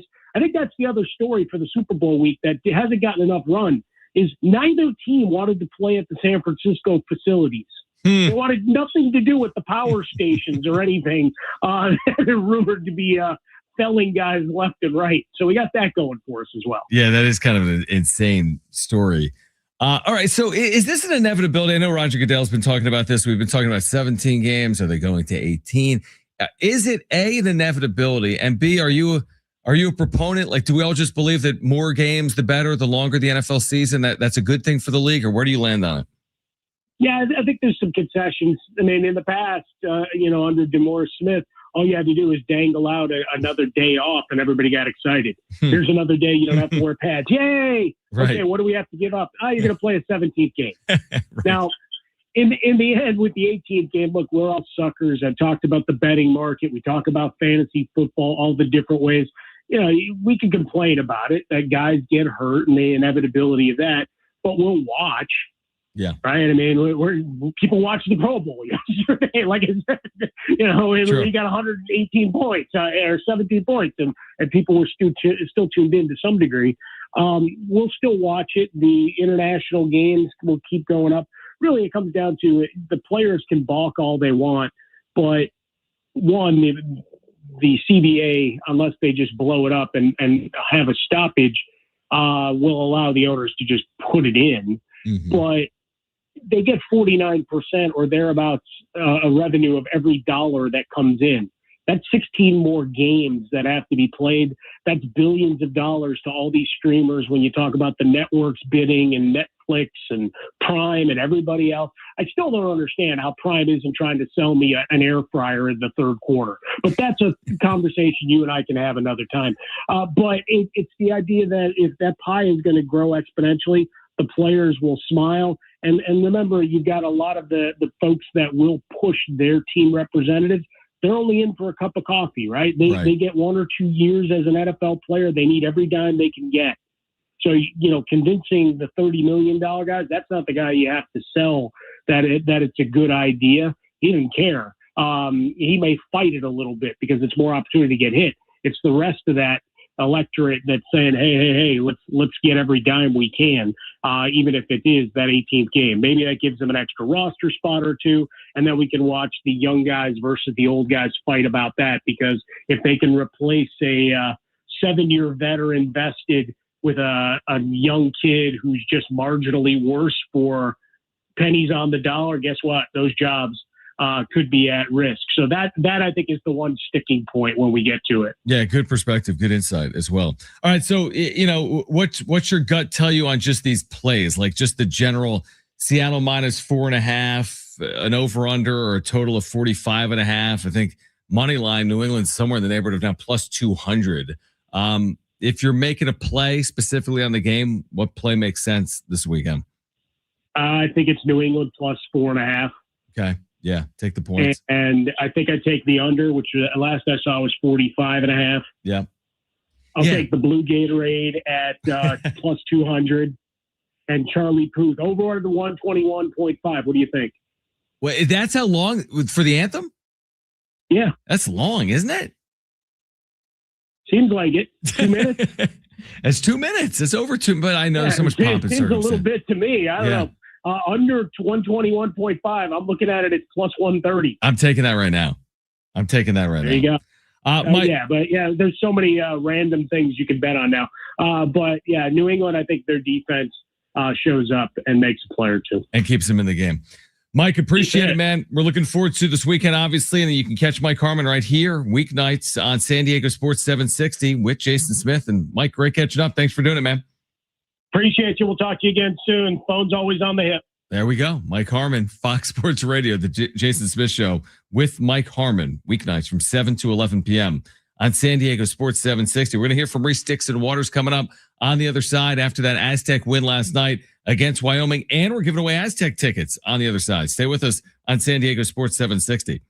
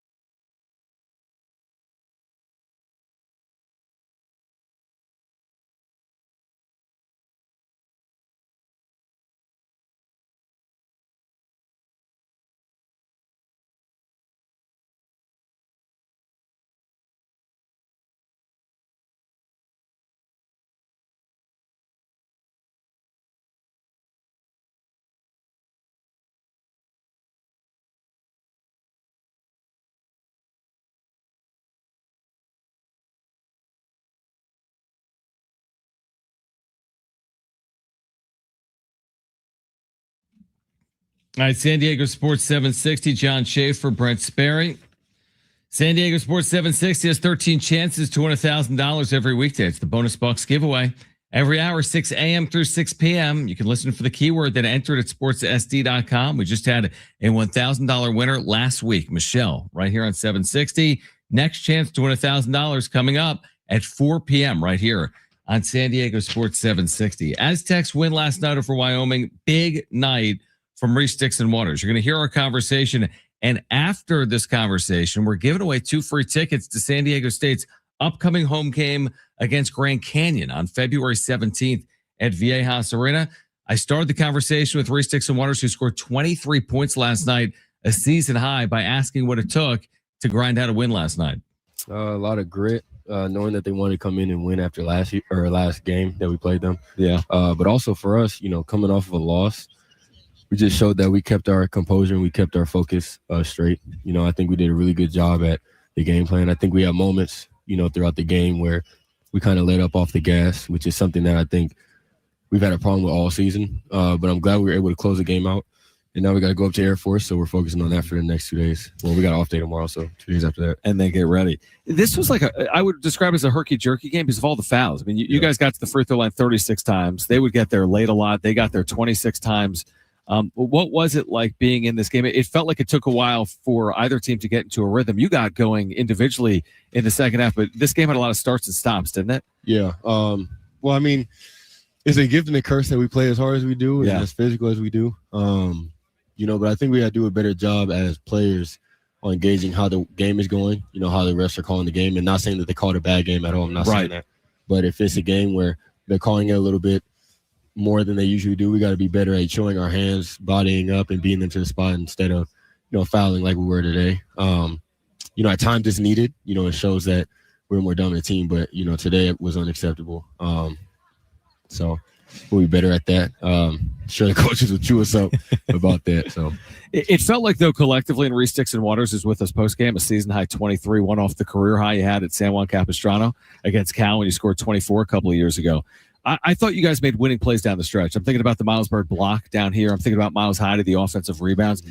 Did it feel that way, like you were doing enough? They'd get within 8 or 10, you'd make a play. It just felt like down the stretch you made enough winning plays to win this game. Yeah, well, we got confident always in Bird getting blocks, and then Miles Hyde on the offensive boards, and same with Farrell. So, Ante, we have confidence with that. So never did I think in the last end of the end of the game, never did I think we were going to lose. They definitely cut it close, but I knew we would close the game out. We have grit. I'm not saying that they don't, but I know what we do every day in practice. I see them do every day, and I've seen them do in a game. So I had confidence we were going to close the game out. How do you describe just the mindset of this team right now? First of all, on defense, you guys are playing unbelievable. They shoot 32%. This is a very good offensive team. They hit 12 threes their last game on 25 attempts. I mean, they scored 63 points, but they got to the free throw line. Can you describe right now the effort that you guys are playing with on the defensive side? Because all of a sudden, this has turned back into a San Diego State prototypical defense. Yeah, well, I think our focus as a team has been or is now on the defensive end. So we're getting mad at each other on defense. Somebody does something wrong, we get on each other, and sometimes we don't like it. It's human beings. You don't like when somebody's yelling at you and getting on you all the time, but we all respect it at the end of the day. It's going to be times we get on each other and somebody's going to get mad, but it's just the competitive fire everybody has. We focus on that on the defensive end, and on offense, it just makes it easier. Knowing that we're getting stops, it's just easier on offense instead of having to play a long possession. They get offensive rebound, then they score. Then we got to come down, quick shot, come down and guard again. So, we're just trying to do better on both ends, but I think we've definitely picked it up on defense. How do you describe, I guess, where you are, like from a mentality perspective? You're in February. There's 8 regular season games. You take them all one at a time. Like, what's it like collectively as a team and for you individually, knowing that, hey, it's February and everything is magnified and you've got all these opportunities in front of you right now? Well, as a team, knowing that we're number 1 in the Mountain West, we got to stay composed. We can't get too high or too low. We got to act like we're at the bottom. We're trying to get to the top. So we don't have a mindset of being cocky. We don't go into any game just thinking we're going to beat somebody up. We know that everybody's going to give us our best shot. Me personally, I take every possession one possession at a time, and every day, one day at a time. So I don't focus on what I'm going to do in the future. I don't go into the second half saying, okay, I got to get this amount of points. I focus on the defensive end, and I mess up a lot, and I just try to make it up when I have the chance, Today I just happen to have it going, and I feel like I'm in a pretty good rhythm. Yeah, some of my shots people think it's hard shots, but to me it's pretty. I practice all my shots, so to me it's not that hard. Well, I mean, the way you're playing right now, obviously, if from our seat, it looks like it's coming easy. Obviously, for you, this is a lifetime of work that's going into where you are right now. You remember being at the Air Force Academy last year on the bench. You remember the screen that was set and Wayne McKinney driving and laying that in. You know how much of a challenge it can be. They're winless in the league. But to your point, the difference last year between getting to the NCAA tournament or not is a game like that. It's San Jose State. It's Air Force at the buzzer. To your point, you've been there before. What will it take? You need to focus on this as if it's the most important game in your schedule, obviously, coming up. Absolutely. I don't take anybody lightly because I played in games in general in basketball where I thought somebody was not as good or their team wasn't as good. They haven't been winning games, and I've lost. Yeah. So I've been there. So I will not take them lightly. I'm going to look at them like they're the best team in our league, and we're at the bottom. I'm not going to look at them like they're not good or – because they have talented players. They have a great system. Yeah. It's still hard to guard, but we just got to find a way to win. And I think, obviously we come back, we'll have a game plan. But they're hard to guard. It's not like they're just slouching. They're easy. It's not like that, in my opinion. Because I had 2 points last time we played them. Is that earlier in December? Yeah. So for me, I'm not looking at this like, oh, they're not good. Like I'm trying to kill them. Right. How badly right now is this day off needed? Earlier in the year, it's like you guys had 7 days off routinely, and now you've been playing in such a rhythm. You'll eventually get the week on the other side of Air Force. What does tomorrow mean for like you in recovery and for the team as you refocus come Thursday? I'll take any off day. But on a serious note, I'm going to get rehab for my ankle. It's still bothering me a little bit, but I'm still able to play. It's not going to stop me from playing and producing, but I'm going to get rehab for that. Just make sure my body feels good, ice tub and everything, and then get my shooting in, and then do my schoolwork. But I think everybody could use it. We've been playing pretty rigorously, so I think we're happy about the off day tomorrow. So even on an off day, I'll touch on that and let you go. Yeah. Even on an off day, you're getting shots up, right? Everyone's in the gym. You're still working on your game, even on a quote-unquote off day. There are really no off days when it comes to playing basketball. I mean, obviously, I'm not going to tax my body like it's a game day or practice. But I'm still going to get my form shots in, my shooting. Me and Ryan, he tells me all the time I need to get my 100 in, which is 20 from 5 spots, and calculated. So if I get 81 for the day, that's my number. So it's not a redo. There's no redos. You don't do it again and try to get a higher number. That's it. So I've been trying to get higher. I did 81, then I got 83, 84, and I went back to 81. So I'm trying to get to 90.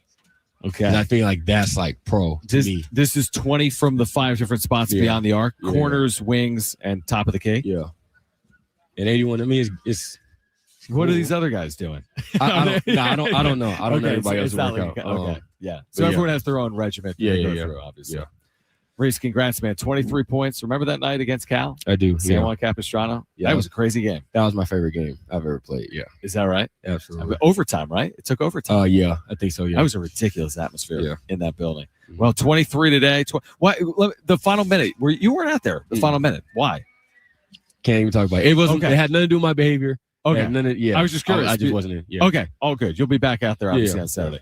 Reese, appreciate you, man. Great game. We'll see you Saturday. Appreciate it.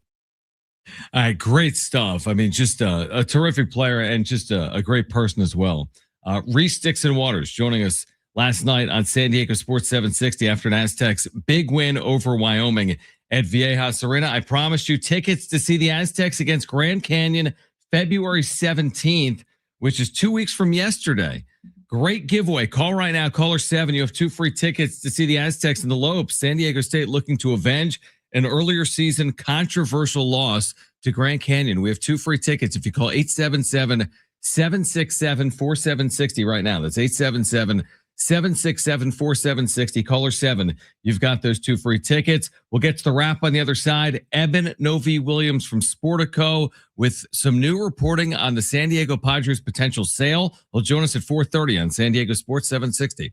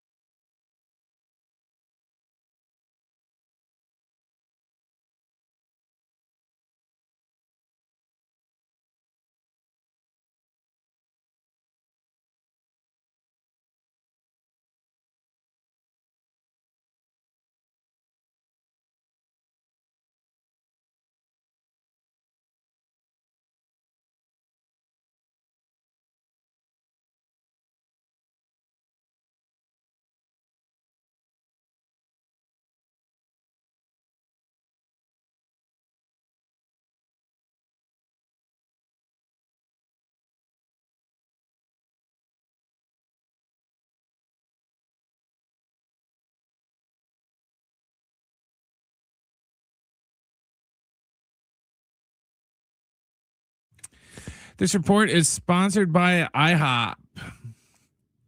In NBA news, the Mavericks agreed to trade 10-time All-Star big man Anthony Davis to the Wizards.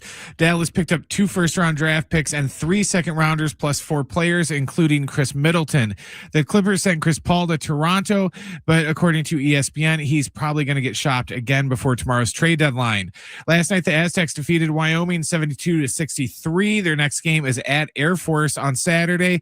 You can get pregame coverage with Fletch beginning at 4 o'clock, and John will have the tip after 5. Introducing the IHOP value menu. All your breakfast favorites like pancakes, eggs, bacon, or French toast are just $6 every day.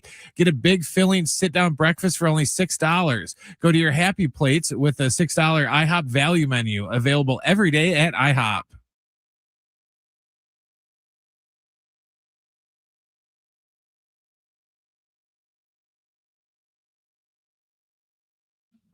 All right, we're going to get to the wrap momentarily. Hour 3 here on San Diego Sports 760. We've also got a giveaway for you this hour and next hour. And that giveaway is a pair of tickets to see Coulter Wall and Hayden Redwine, Gallagher Square, Petco Park. It's coming up February 20th. So that's in just over 2 weeks. Tickets and information actually on a Friday night, I think. Yeah, on a Friday night in 2 weeks. Tickets and info at Ticketmaster.com. So we have tickets to see Coulter Wall and Hayden Redwine. Give me something from Coulter Wall or Hayden Redwine, Brad. I don't listen to country. They're country. See, I love country. I don't know what they I keep sing. inadvertently calling him Colton Wong because of the Cardinals guy. Baseball, yeah. Coulter Wall and Hayden Redwine. Those are some names, dude. Now, I feel like if I heard their Redwine, yeah. I feel like if I heard their music, I would recognize it because I'm a it's I don't know if it's a little known fact or not, because every time we bring up country music, I profess my love for country music. But I had the weirdest experience, Brent, when I graduated college and I moved to Lynchburg, Virginia, which, first of all, when I got the job in Lynchburg, Virginia for a minor league baseball team, I thought I was going to Lynchburg, Tennessee. I'd never heard of Lynchburg, Virginia. So I thought it was where Jack Daniels is made. But in fact, I was going to Lynchburg, Virginia to work for a Pittsburgh Pirates single A team. And when I got to Lynchburg, first of all, I was a fish out of water. And I got to Lynchburg, and the only thing on the radio, and I kid you not, I mean, you can imagine it, the only thing on the radio was country music, right? There were like 4 Lynchburg stations, and then there were like stations that surrounded Lynchburg, like Alta Vista, Virginia, and Roanoke, and I don't even know, Richmond. They were all country, by and large. And I got there, and I hated it. I would turn on the radio, this is like 20 years ago, and I'm like, this, I cannot listen to this.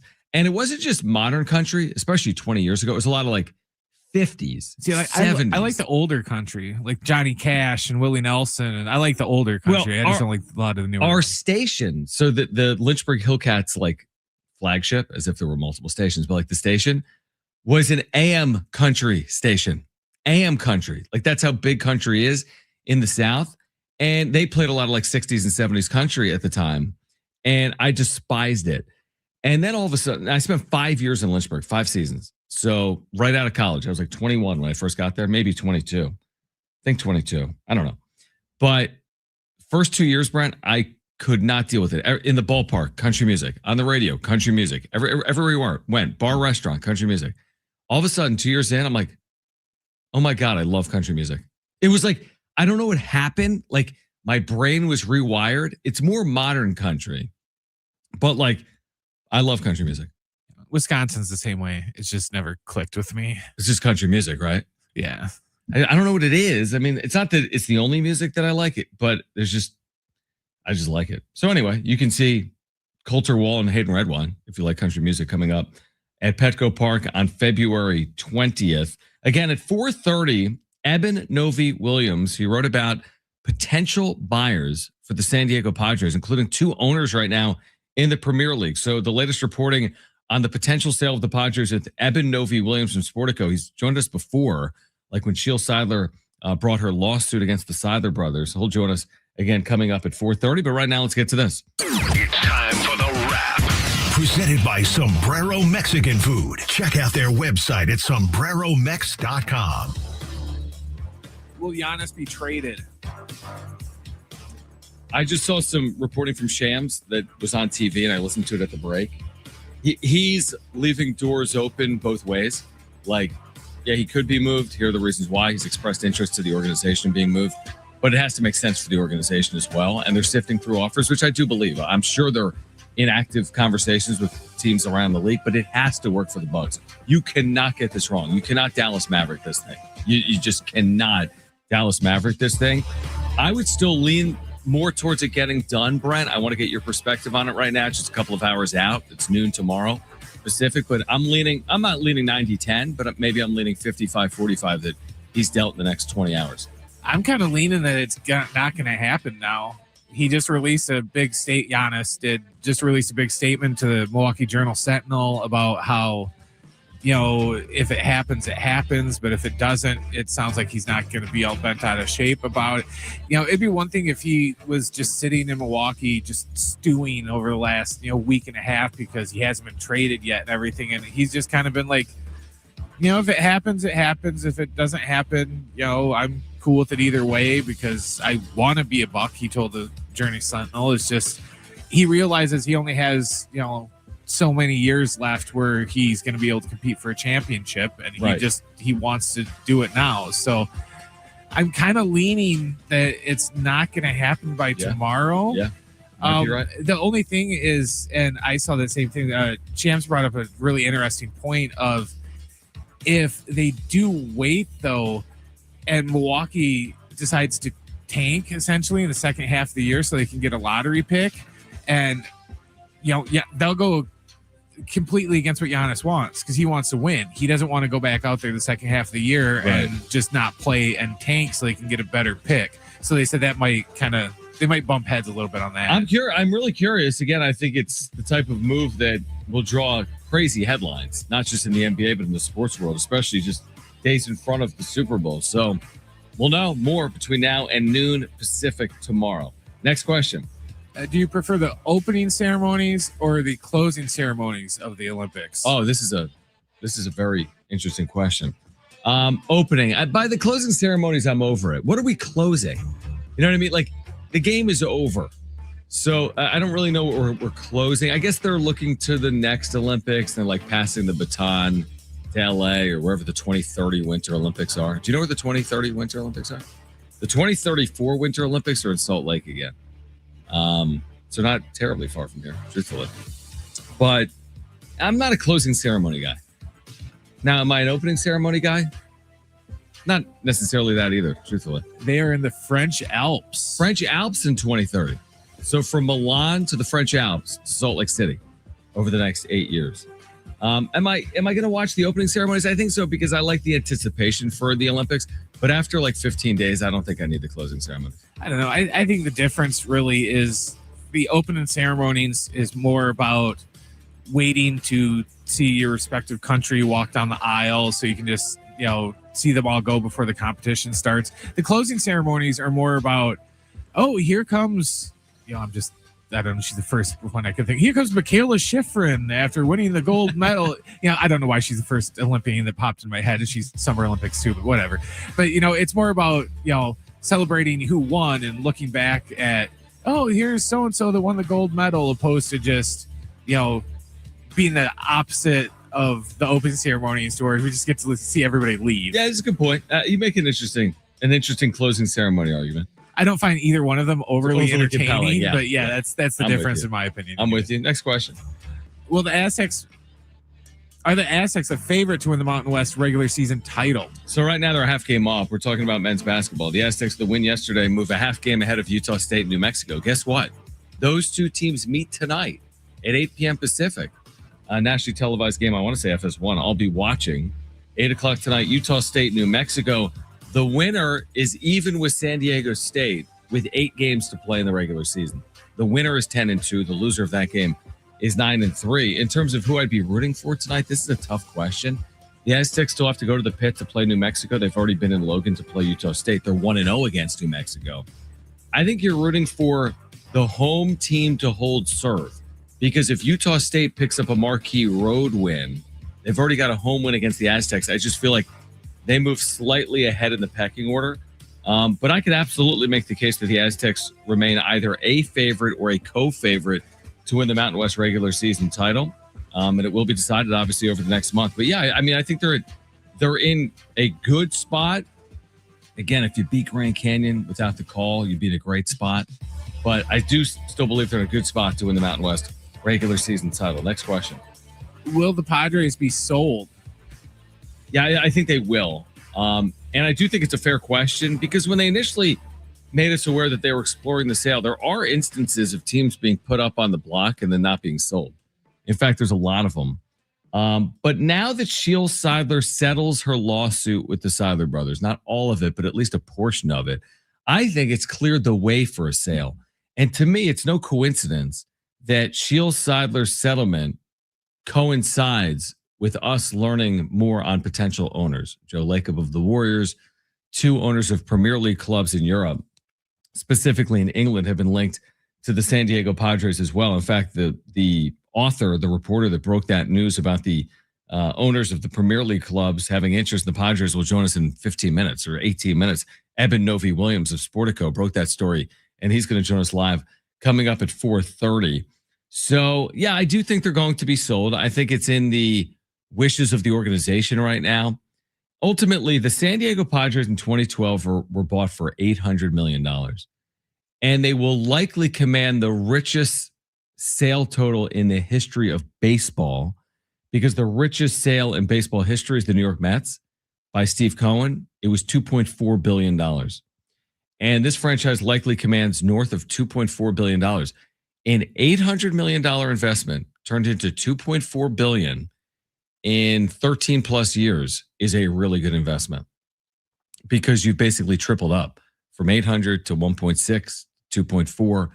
So your return is worth its weight in gold, literally.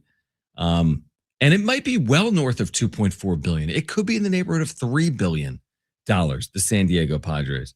I want to say Eben Novy-Williams wrote that it's kind of a litmus test for just the current state of baseball, what the Padres could potentially sell for. Again, they have good revenue, not great. And the reason I say, what do you mean the Padres don't have great revenue? TV. We always have TV. Shout out Dave. They're not commanding the $300 million annually like the Dodgers are in TV revenue. But they still have amazing in-stadium revenue. I think the Padres' revenues are over $500 million last year. It was reported in Sportico. And don't quote me on that, but I think that's right. So the Padres have ridiculous revenue. And then franchises often sell across professional sports for 6, 7, 8, 9, 10 times revenue. So you do 6 times revenue of $500 million, that's $3 billion. You do 7 times revenue, it's 3.5. So there's a real chance the Padres are selling for 2.5 billion plus.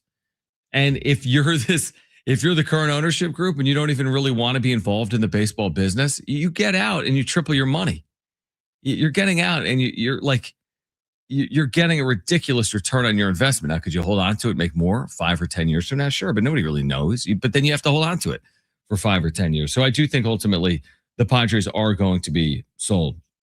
All right, more on that with Sportico's Eben Novy-Williams at 4:30. We'll give away these Coulter Wall and Hayden Redwine tickets coming up on the other side. Gallagher Square Petco Park on February 20th. If you missed Kevin Acee earlier, you'll hear our conversation coming up at 5 p.m. This is San Diego Sports 760. We're live on the iHeartRadio app.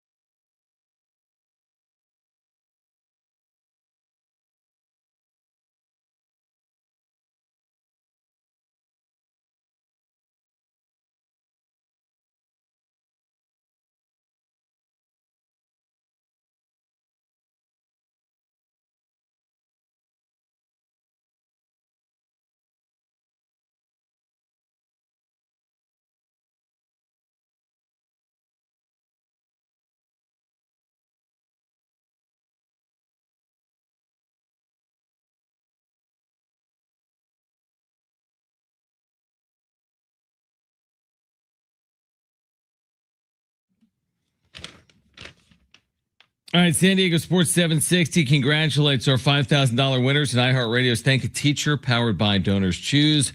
There's still time for you to nominate a public school teacher making a difference, and maybe they'll be one of our next winners of $5,000 to make over their classroom. You can help us say thank you to the educators shaping our future. Nominate your favorite teacher now at iHeartRadio.com/teachers. We're going to give away these tickets coming up in just a handful of minutes. We've got 2 tickets to see Coulter Wall and Hayden Redwine, Gallagher Square Petco Park, 2 weeks from Friday on February 20th. Tickets and info at Ticketmaster.com. All right, I'm looking forward to connecting with Eben Novy-Williams of Sportico in about 10 minutes at 4:30, as he wrote about prospective buyers of the Padres today. He lists 2 current owners of Premier League clubs over in the UK. Dan Friedkin, I believe that's how it's pronounced. It could be Friedkin. But Dan Friedkin potentially owns Everton. That's one of them. And then the other one is Jose Feliciano, who also owns a Premier League club. And then also there are reports that Joe Lacob, again, has met with the Padres organization, even in San Diego, and has shown interest in the club as well. So at this point, it's always good. Whenever you're selling something, it's always nice to have potentially multiple bidders. Like, I think anyone that's ever been in like the home buying or selling process understands the leverage component there. When you're selling, all you need is 2 prospective buyers. And all of a sudden you could really turn a profit. When you're buying, you don't want to be bidding against multiple other prospective buyers, because that impacts what you're going to pay for a house, obviously. Dude, that's how Scott Boras got where he was, by getting teams to play against each other, even teams that necessarily don't want anything to do with those players. He'll throw their name out there just to make people go, oh God, the Padres are interested in this. We better hurry up. That's exactly right. So, it sounds as if, and it's not like we have any reporting that says 3 bids are in and the Padres are deciding between the bids, and there's still going to go be some back and forth, and Joe Lacob is going to have an opportunity to make a best and final. We're not there. Maybe that has played out in the background, but when you've got multiple groups interested, to me, that's encouraging, I think, from a Padres perspective. Also, it was Sportico that reported today that the Padres' gross revenue was over $500 million. The reason that matters is that oftentimes teams sell for 6 times gross revenue or more. 6 times 500 is $3 billion. So the number could be, again, a massive one, potentially. And ultimately, I've reached the point, and I don't know if our listeners agree or not, I'm ready for the Padres to be sold. I don't like this holding pattern. Like, when you fly, I hate when you circle in the air. Just land the plane. It's the same thing here. Different, but enough. It hangs over you. It's a dark cloud. Does it truly impact winning on field? No, I'm not saying it impacts Manny Machado when the count's 2-2 on April 19th. Like, it's not going to impact his ability to get a hit or not, because the team is in like a pending sale. But it's time. It's time here for this franchise to end up in someone else's hands. The John Seidler ownership experiment is just that. It's an experiment. He never wanted to own the club. He's never spoken publicly once to the media.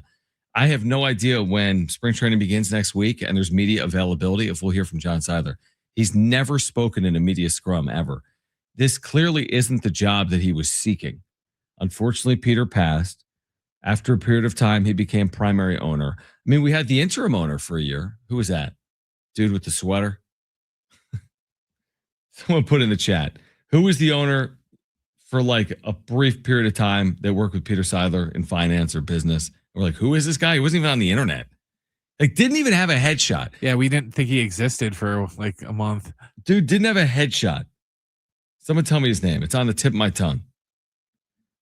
And then you got John Seidler. What was that guy's name?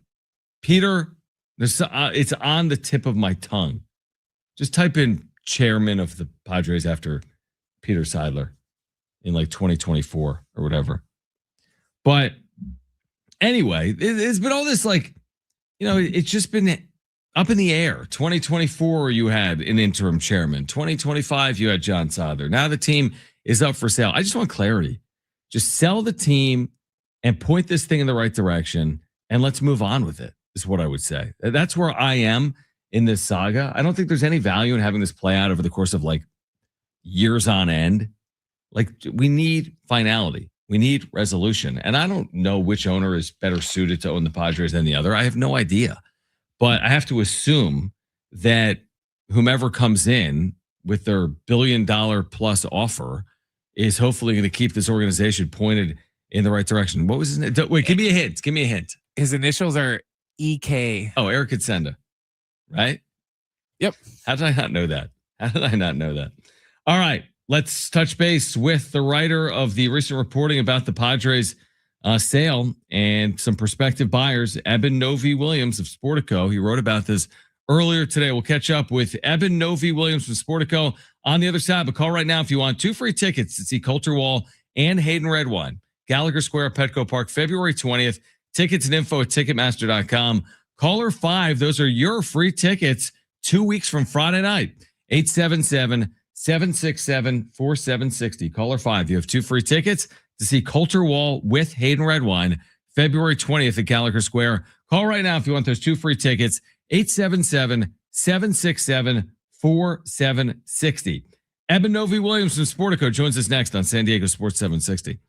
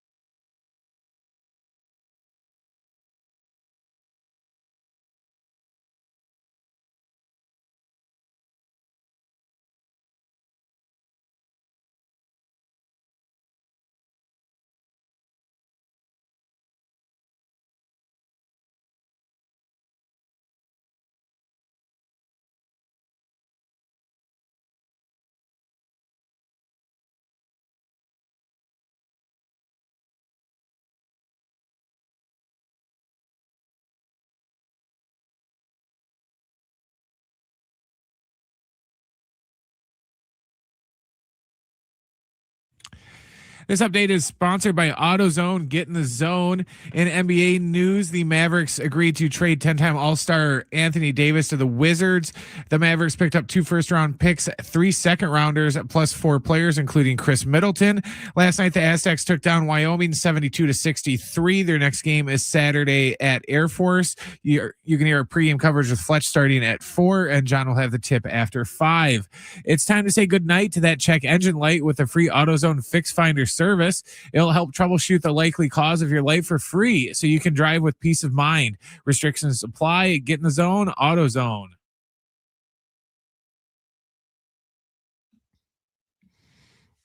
All right, some good recent reporting on the San Diego Padres and potential buyers interested in the franchise. Eben Novy-Williams from Sportico back with us on San Diego Sports 760. Eben was with us maybe a year ago when we learned that Seidler had filed a lawsuit against the Seidler brothers. And now that lawsuit, to some extent at least, has been resolved, maybe clearing the path for a potential sale. So, Eben, first of all, thanks for hopping on here in San Diego. I guess let's start there. We're getting some resolution on Seidler's lawsuit.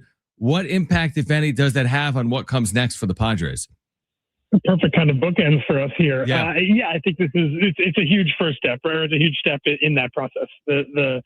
No one wants to spend $2.5 billion on an asset that is currently locked in a legal battle over who owns it and who the rightful control person is. So anyone who is kicking the tires on the Padres seriously needs a resolution in that process to get serious. And the fact that has happened, I do think is a great step forward for this process. And I think you probably start to see relatively soon people jump from kind of preliminary conversations to like, oh yeah, now this thing is available to be taken over and to be purchased. So let's start talking about the bigger numbers and the more serious stuff. So based on your reporting and just the way you've covered professional sports and sales, is this encouraging that they've got some interested parties? It appears to be multiple parties, whether it's overseas with some of these owners of European soccer clubs or stateside here with Joe Lacob, who is the owner of the Golden State Warriors. Is this normal, this level of interest, or is this a good amount of interest that is being shown right now in the Padres? This is a good amount of interest, particularly for baseball teams. Okay. There have been a number of baseball teams in the past 5 years that have gone onto the market and have not sold. And there's a few reasons for why that may happen, but the Washington Nationals were put on the market. They're no buyer. They're no longer on the market. The Angels were on the market, no buyer, taken off the market. The Twins spent a lot of time over the past 2 years trying to find a control buyer and instead ended up selling minority stakes.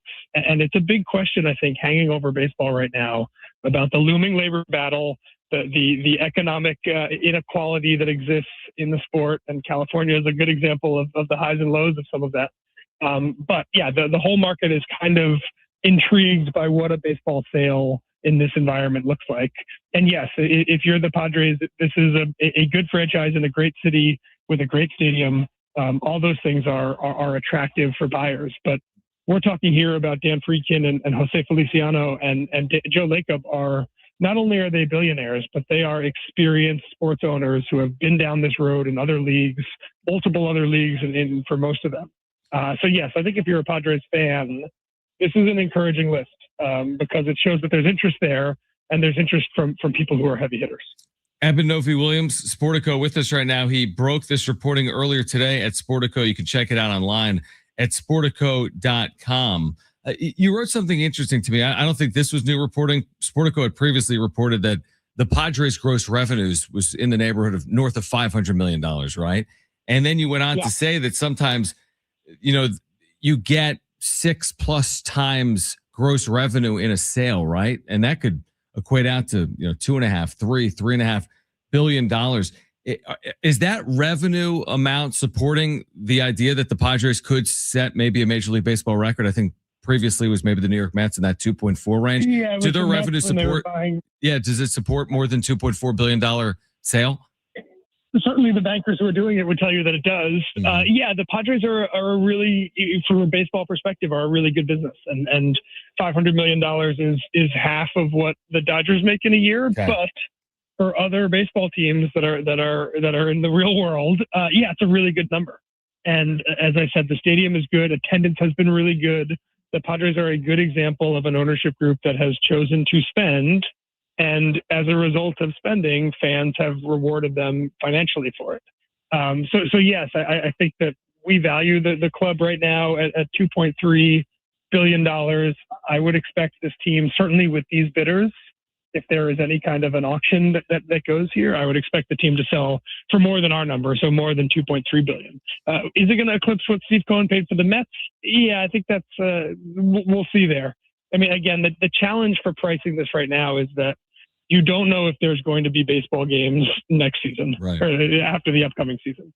And there probably will be at some point, but are you missing 50 games? Are you missing 20? Are you missing 80? There's a lot of risk that gets calculated into this. And secondly, after that labor accord is done, is there a salary cap? Because if there is, the Padres are worth a lot more than $2.3 billion. And if the economics of baseball look roughly similar to where they are right now, maybe they're not. So, yeah, as I said, this is an interesting time in baseball because you don't really know exactly what kind of economy you're buying into if you buy the Padres right now. And that has a lot of people kind of curious about where the numbers get. My question would be, and Eben Novy-Williams with us right now from Sportico, why this specific group? For example, Dan Friedkin, and I want to say there's some reporting today that he was born in San Diego in the mid 1960s. So I didn't know that. Yeah, I believe the UT is reporting that. The Union Tribune here in San Diego. Jose Feliciano, again, is involved with Chelsea. Then we have Joe Lacob, who again has the California ties and right now is in the Bay Area with the Warriors. Is there anything specifically about these three that makes sense or doesn't make sense when it comes to this club specifically? I don't think specifically, no. I think that, and you know this, that sports ownership is becoming so global. Right. Right. And it's really not uncommon for you to have owners. I mean, you think about David Blitzer, who owns a piece of the Washington Commanders, owns a piece of the Philadelphia NBA team, the New Jersey hockey team, owns a piece of an English Premier League team, a baseball team in Cleveland, and a soccer team in Salt Lake City. A lot of the synergies that rich billionaires feel about sports teams doesn't necessarily tie them to a specific geography. And then secondly, these teams don't sell that often.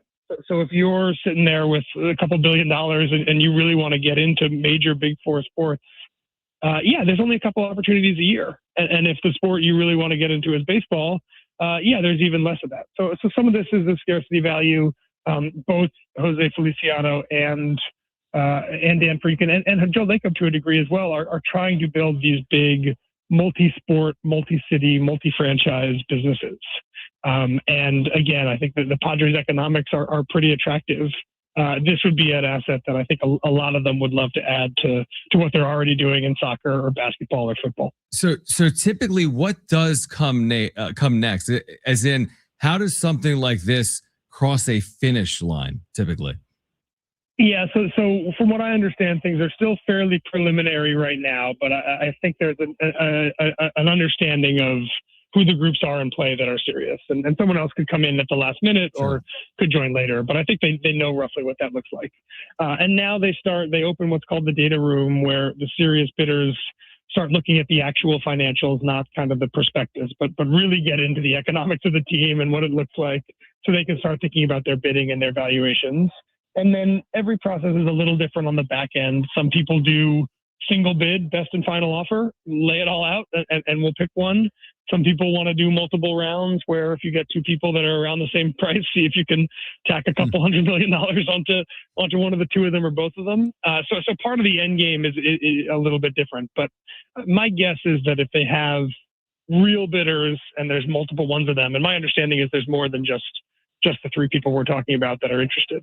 I think you'll see maybe multiple rounds as they try to extract the most amount of value here. So like a rough timeline would be what? And the reason I asked that specifically is, what impact does this have on the club right now? Because the club obviously hasn't been sold. Their spending has been, reasonable. It's been like they haven't spent a lot in the offseason. Their payroll is still significant, but they haven't had a lot of spending with transactions this offseason. So how does this impact the club right now? And what's a reasonable timeline in a process like this? I think you kind of just said it. I think it already has impacted the club, right? I think if you're a Padres fan, you feel differently about the way this team has spent in the past year than how they were spending in the 5 years previous. Things will continue. I mean, they'll continue to do business. I mentioned in there that the Washington Nationals were for sale. The Washington Nationals traded Juan Soto while they were on the market, Right. And to me, as I sit here, I think that's crazy. Like, if you're trying to sell this team like a once in a generation asset, like, maybe let the new owner make that decision. But you see this a lot when the Broncos were for sale. That's when they made that trade with all those first round draft picks for Russell Wilson right before the new owners took over. So teams keep doing business, and you will still see big free agent signings or big trades or big decisions that get made, even though everyone knows there's a potential new owner on the horizon. But I think in the Padres case, I think you've already maybe seen the answer, which is that the Seidlers, and maybe part of this was the legal battle between Scheel and Peter's brothers, but I think they've already slowed down the spending in a way that is probably what the status quo looks like until there's a new owner in place. My last question is just to get your opinion on like the Padres. You've spoken so positively on the franchise and why maybe there's prospective bidders and their revenues. Are the Padres a bit of a unicorn American franchise? They're the only baseball team in a market that has just one of the big four, for example. I mean, Sacramento's included, but they're not going to be in Sacramento, the A's. But like San Diego used to have the Chargers, and the Padres took the back seat, obviously, to the NFL. But right now with the Chargers in Los Angeles, it's like the Padres have San Diego to themselves. That's pretty unique in American professional sports, isn't it? It's definitely something that all of these people are thinking about. Yeah. That when you come here, there's not an NFL franchise that you're directly competing against in market, and there's not an NBA franchise that you're directly competing with in market. It's something that people talk about with Austin all the time. That whenever that outside of MLS, whenever that first big team that is against Austin is going to be, it's competing with UT as the other pro team. But this is something people think about constantly. It definitely drives valuations up and down to a degree. And yes, I'm sure if you had Jose Feliciano or Dan Friedkin or Joe Lacob on the program talking about it, it's definitely something that they're thinking about, which makes the market a little bit more attractive. Eben, great reporting. We appreciate you joining us, and hopefully when there's more in the story, we'd love to have you back with us here in San Diego. But thanks for doing it. For our listeners, make sure to check this out.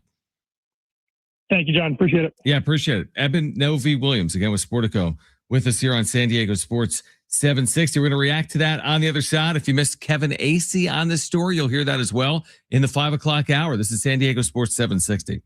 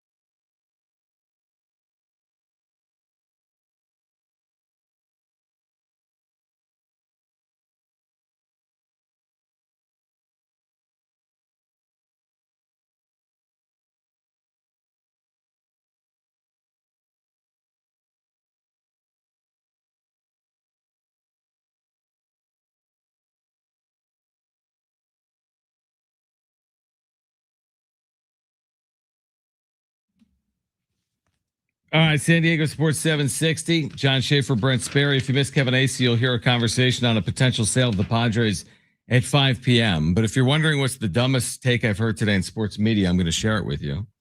And it comes from our friend, Stephen A. Smith, who today wondered on his radio show whether the Mavericks trading Anthony Davis signaled the team's desire to move to Las Vegas. What? That's 2 + 2 doesn't equal whatever you just said, Stephen A. That is 2 + 2 equals oranges. Yeah, the Dallas Mavericks, who traded away Luka, we get it, universally despised by Maverick fans.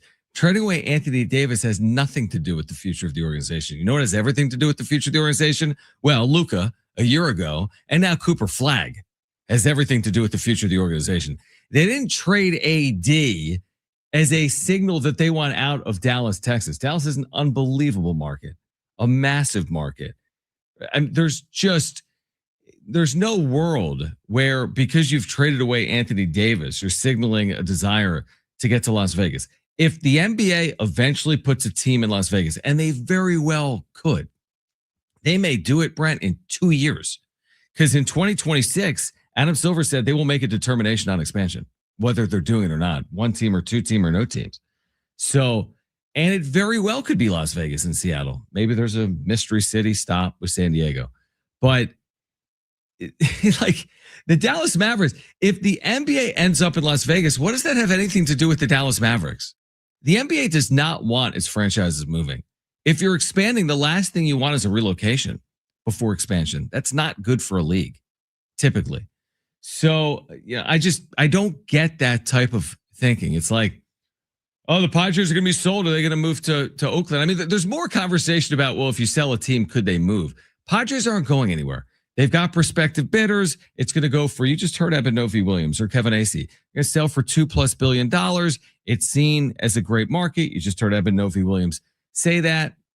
But there's no NBA trade that warrants conversation about the team moving. It doesn't make any sense to me. No, essentially, all I got out of it was that the Mavericks traded a dude that is constantly hurt, who's missed over 230 regular season games in his 13-year NBA career. Yep.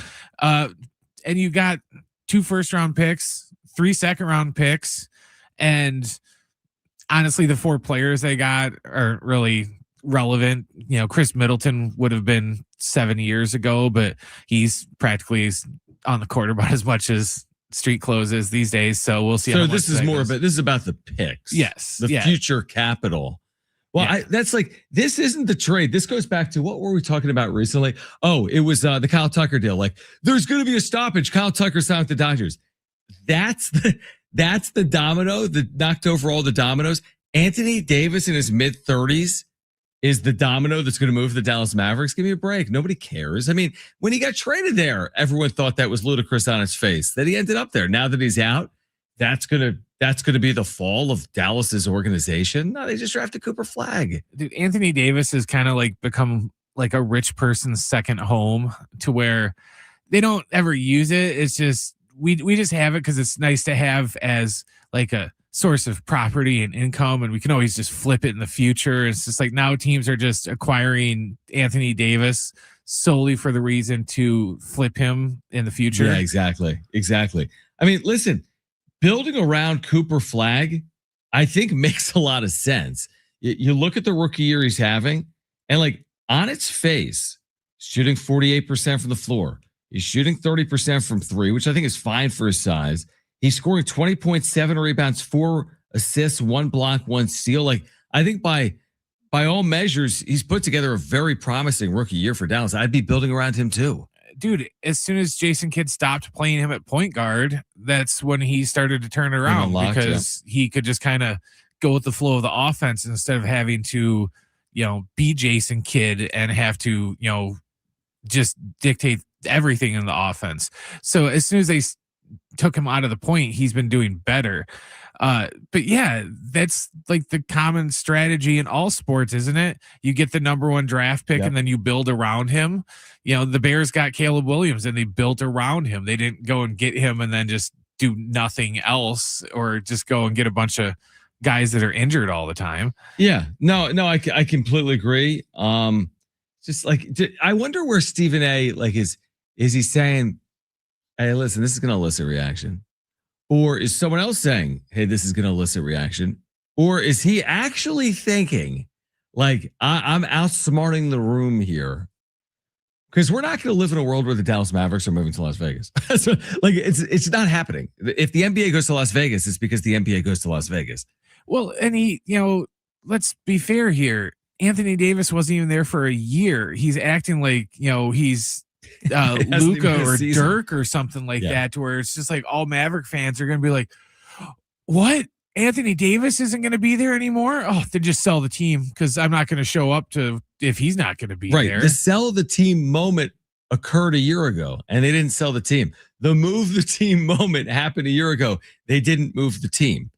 And it's certainly not going to be as a result of a trade. And very rarely in like sports history, like, man, this is the move that has an organization on its way out. Like, I can't even think of an example of that. Well, and it's kind of contradictory too, because Adam Silver and them, they keep talking about, expansion. Yep.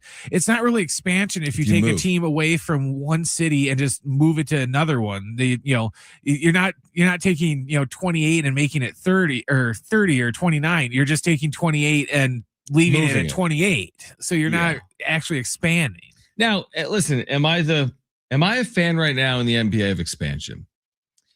I'm not vehemently opposed to it. I'm really not. I mean, this isn't the difference between, newsflash, Jim fact, the difference between like the NFL and the NBA is you're not adding so many professional basketball players via expansion. Like in the NFL, you're adding a lot of professional football players with two franchises, literally close to 200 with practice squads and roster size, maybe not 200, but 150. Where in the NBA, you're adding 30 jobs. You're taking one player per team away from those 30 teams in some type of an expansion draft. Like, I think it's more reasonable to consider. There's tons of star power in the league. I think it's reasonable to have 32 NBA teams. Well, then with basketball, you only need, 2 to maybe 3 players to be competitive. It's not like football to where, when the Panthers and Jacksonville were kind of odd comparisons because they both were successful really early. They were. But usually it's one of those deals where it takes you 2 or 3 years because you need a couple of years just to, go and get an offensive lineman. Then you got to go get, your receivers the following year. You don't just get it all at once. NBA expansion between an expansion draft and if you get a decent, because they'll just give you a lottery pick for that. Oh, of course, yeah. So you'd end up at the top of the draft. Yeah, you end up with you get whoever the LeBron James is or whatever of that year's draft, and that could be enough. Yeah, what would be interesting is if you did have 2 expansion franchises and you coin flipped the first 2 picks, if there was a generational player in a draft. Well, see, I don't even think they'd do that. I think they would just get their names thrown in the hopper with the rest of the lottery teams. Potentially. Just, you didn't exist, but we're going to throw you in the hopper so you at least have a chance to get the number of picks. You're probably right. Something like that. All right, Kevin Acee on the other side with today's reporting on a potential future sale of the San Diego Padres. You'll hear from Kevin Acee coming up next on San Diego Sports 760.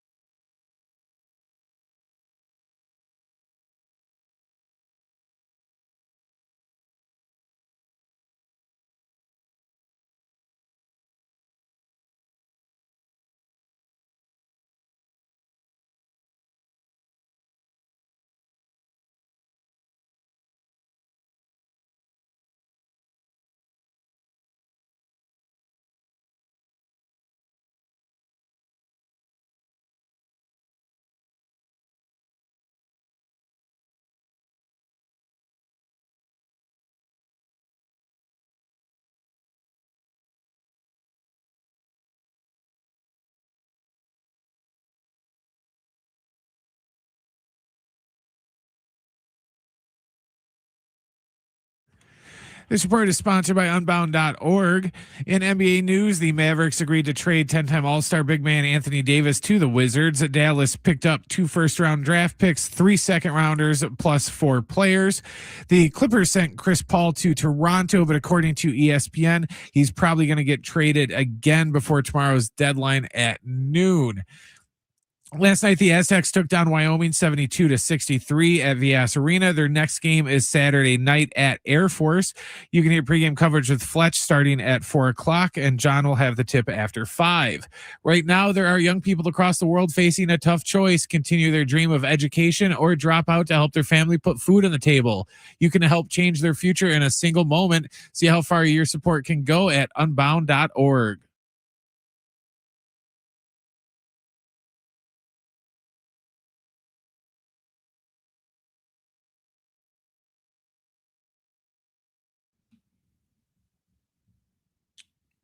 All right, back with you, San Diego Sports 760. What am I doing, Brent? All right, we're going to hear from Kevin Acee momentarily. I just unplugged my camera on YouTube. My bad. It'll be back shortly. Stand by for my camera. We're going to hear from Kevin Acee. Dude, we need help around here. I need help in general. All right, if you missed it earlier, again, the Padres exploring a potential sale. There's some new reporting there, including Sheil Seidler's lawsuit with the Seidler brothers that has at least partially been settled. So we started the conversation with our Padres insider asking what role that plays in a potential sale.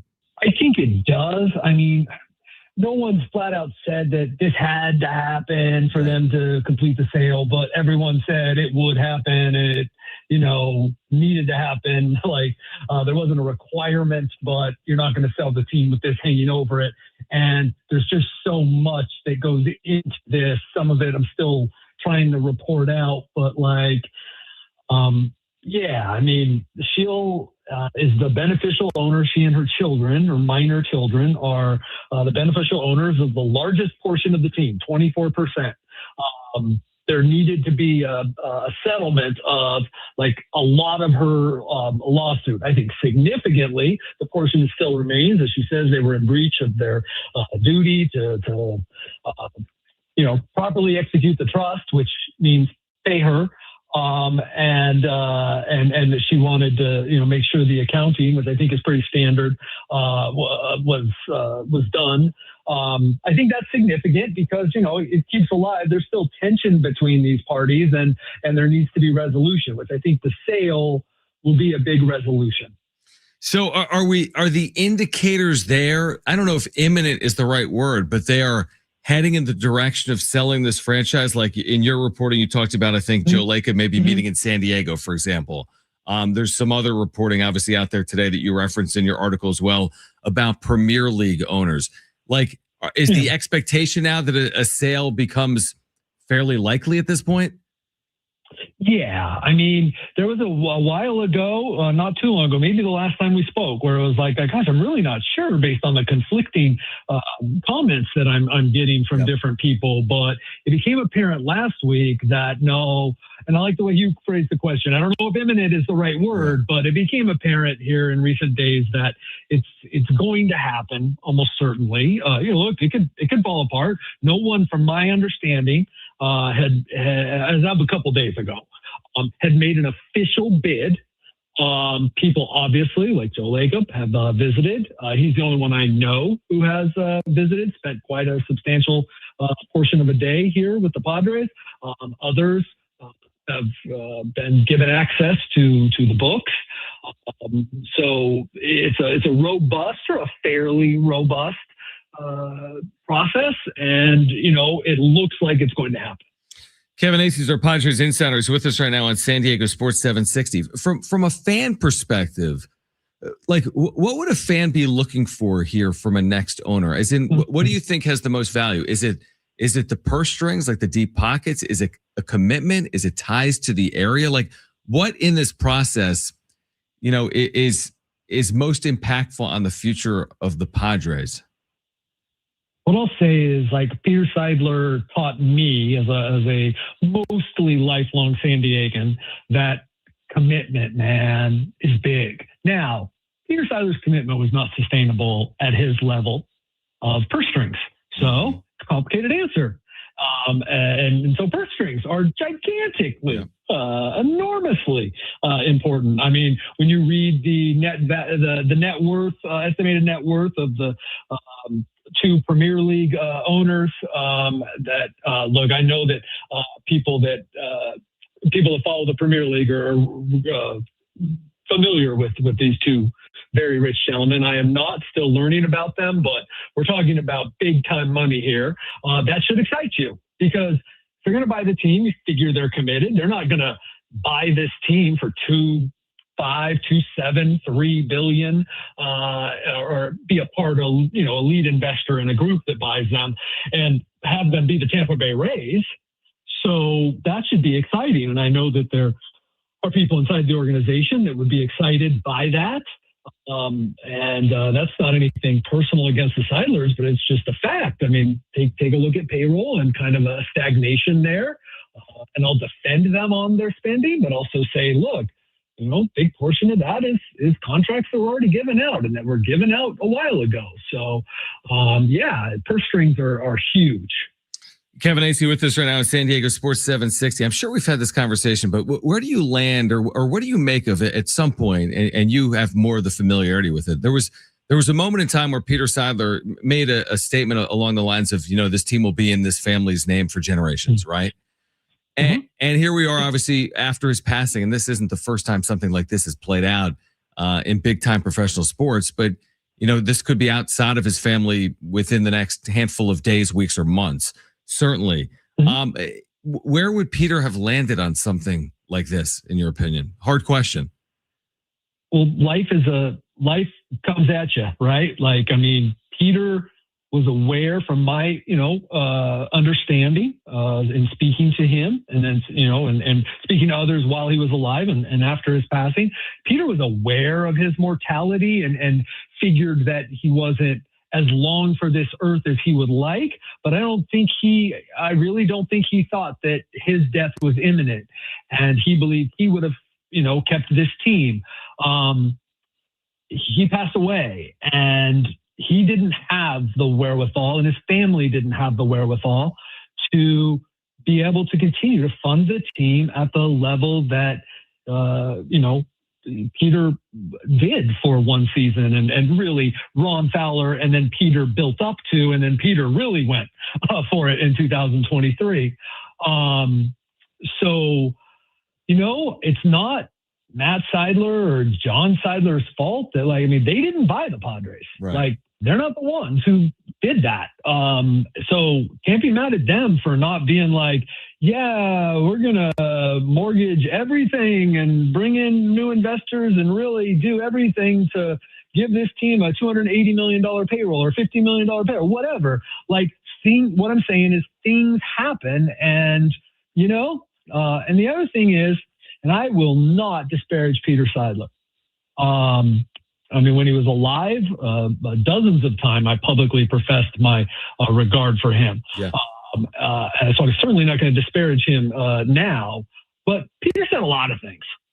All right, he said this was sustainable, right. And the fact is, it just was not. So I do believe now that. Do not interpret that as me saying that Peter wasn't telling the truth. 100%. I do believe he expected his daughter to run this team someday. I do believe that firmly. But he was never going to be around to pass that on. That was the state of his health. One of our final conversations was he did not think his death was imminent, but he did not think he would see his daughters married. Yeah, it's fascinating. It's kind of, hard, to, I don't know. Again, after his passing, it's kind of hard to know what his true wishes would have been, because again, that's a hard question to answer. I do wonder your thoughts now. We've had this Preller conversation so much, and we got his public comments this past weekend, which I found somewhat insightful. Again, he'll never truly give you the answer you're looking for, but he kind of put the ball in his court and said, some of it's on me, but then it's a two-way street. I guess my question would be, how much of this might be tied to a future sale, AJ Preller's future? How much of that may be tied to a future sale? And he wants to know where this organization is headed before he locks up long term with this organization moving forward? I think that's some good speculation by you. And all it is by me would be educated speculation based on discussions with a few people, including AJ Preller. And I'm not speaking out of school and saying anything that came from conversations. I'm just saying that you go ahead and read between the lines of those things he said just on Saturday, that you summed up. And look, AJ wants to be treated fairly. AJ does not want to break the bank, be the highest paid GM or anything ridiculous like that. AJ knows that he would have another job tomorrow. That's the point that AJ Preller has reached, right? There was a time we're wondering, gosh, what's AJ Preller going to do if he were, to get fired by the Padres, right? Like, well, he's a good scout. I see in Japan, whatever. Like, AJ Preller's going to be a GM somewhere if he runs out this contract. And he would choose a team with a deep-pocketed owner to have more resources like he thought he was getting once Peter took it to a certain level. So there's that. There is also the reality of, and I know this, and anyone who works with AJ Preller knows this, like AJ Preller tell you he's busy and you can be like, you can roll your eyes like, what in the world? How could you be busy? But in his mind, he is, because he's working on his 8,000th plan for this offseason, right? Mm-hmm. And then there, so that's it. And then, yeah, the ownership, like there always is the wonder of, well, what should we leave for the new owner? So I think there's three things primarily at play. And I think I said them in order that really, like, AJ knows his worth, and that Padres haven't hit that worth yet, right? But they also haven't talked that much. Like, aren't ongoing all the time. They haven't, like, they're looking down. They're just not, they have until October. But I think that both sides still expect that sometime before the season there would be something. But look, I don't think AJ really cared. I do think this has taken longer than John Seidler thought, and the Padres side. What's our expectation in terms of the way they'll complete this roster? As in, I know we talked about this when you were on regarding Yu Darvish. Is their next move tied to Yu Darvish's contract? Is that why this may be slow played, or the last few off seasons, a lot of this is played out like in a February timeframe, like Nick Pavetta's deal last off season. So, like, what comes next? Resolution on Yu Darvish, or the Padres, making a move or two to finish off this roster? Yeah, I don't want to downplay like the fact that they haven't done much, because I do think it's at least a concern. Right. But also I have scrambled to cover some pretty significant signings at the start of spring training the last few years, every single one of them. I mean, it's wild. And there's so many decent starting pitchers out there left. And they have three good starting pitchers. So you can sign one of these, whatever it is, dozen, 15 more decent starting pitchers out there. I think it's a pretty good rotation. So I'm not terribly up in arms about it.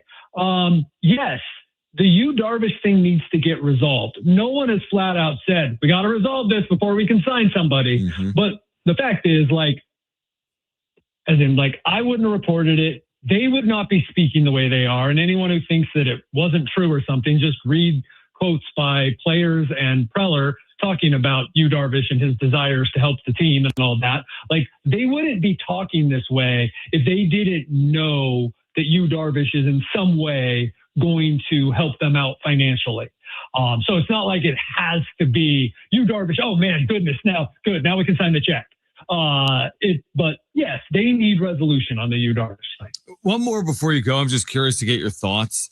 Just, is it a story or not? Manny Machado not appearing at FanFest. I don't know any backstory. I mean, there's plenty of I know Xander Bogaerts wasn't there as well. I don't think it's the end all be all. Like, it's going to determine whether they win the World Series or not.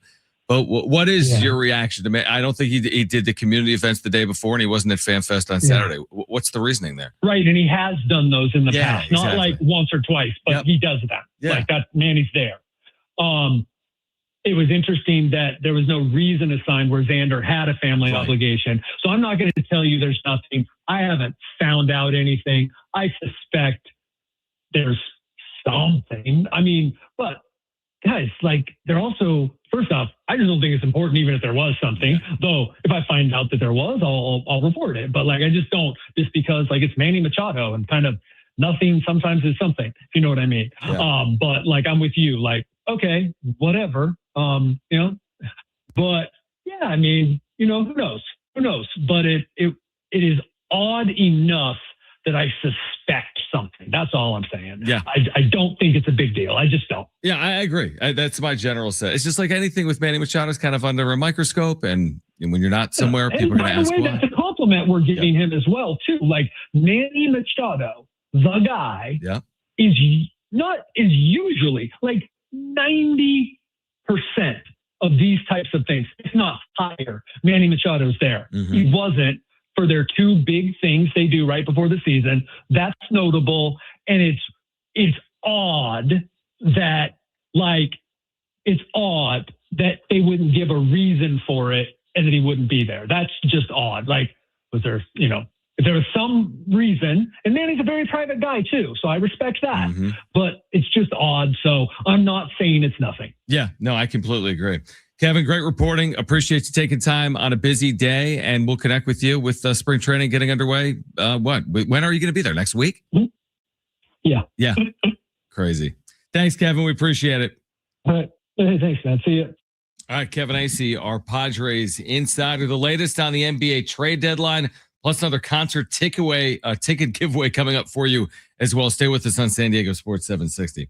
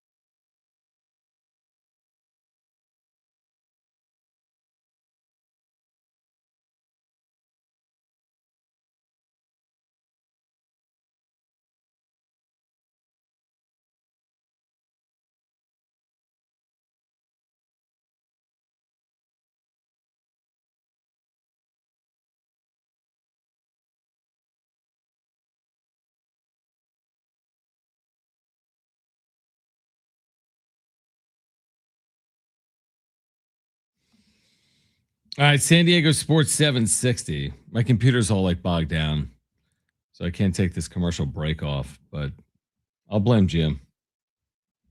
What I typically do. All right, John Schaefer, San Diego Sports 760. Good to connect again with our Padres insider, Kevin Acee. All right, quasi back on YouTube. All right, real quick. We've got a giveaway for you. So we're going to give away some tickets. I can't even access the rundown right now. What are we giving away, Brent?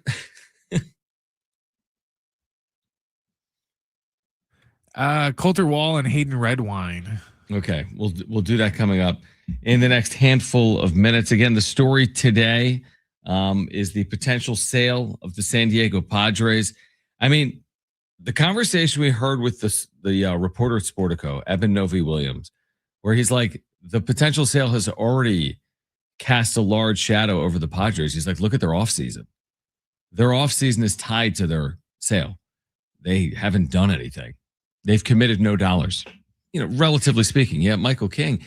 All they did was commit a 1-year deal to Michael King. I mean, you credit them because it's $25 million, but that's the cost of competing, basically, in baseball when it comes to starting pitching. So there's your offseason. Michael King, 1 year, $25 million. It's technically 3 for $75, but he can opt out. And 1 year from now, less than 1 year from now, Michael King's a free agent again. So there's your big swing from AJ Preller. This has nothing to do with Preller.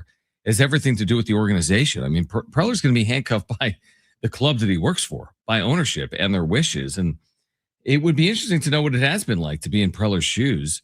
Spring training will get underway next week.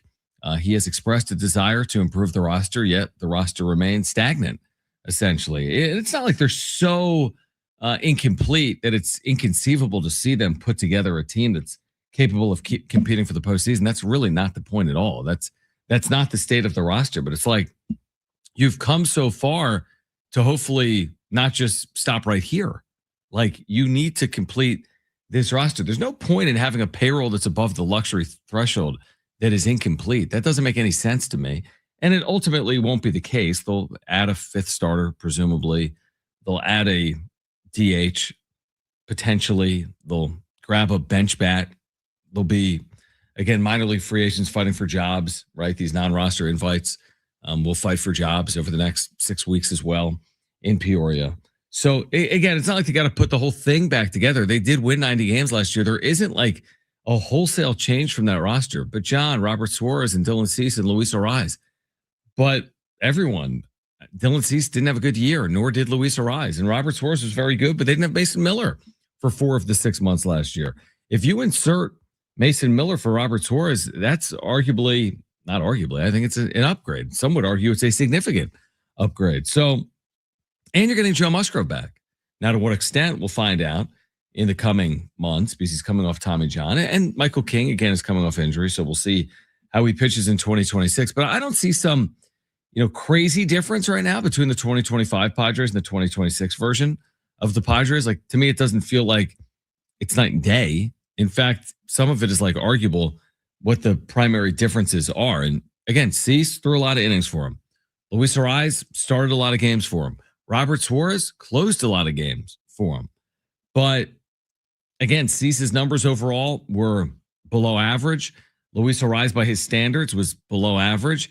And Robert Suarez was good, but I could argue that Mason Miller is much better, or at least better. So I feel confident and optimistic. It's cautious because you wouldn't want to be held back by, well, they just couldn't complete it. And, they just trusted what they had internally in the organization.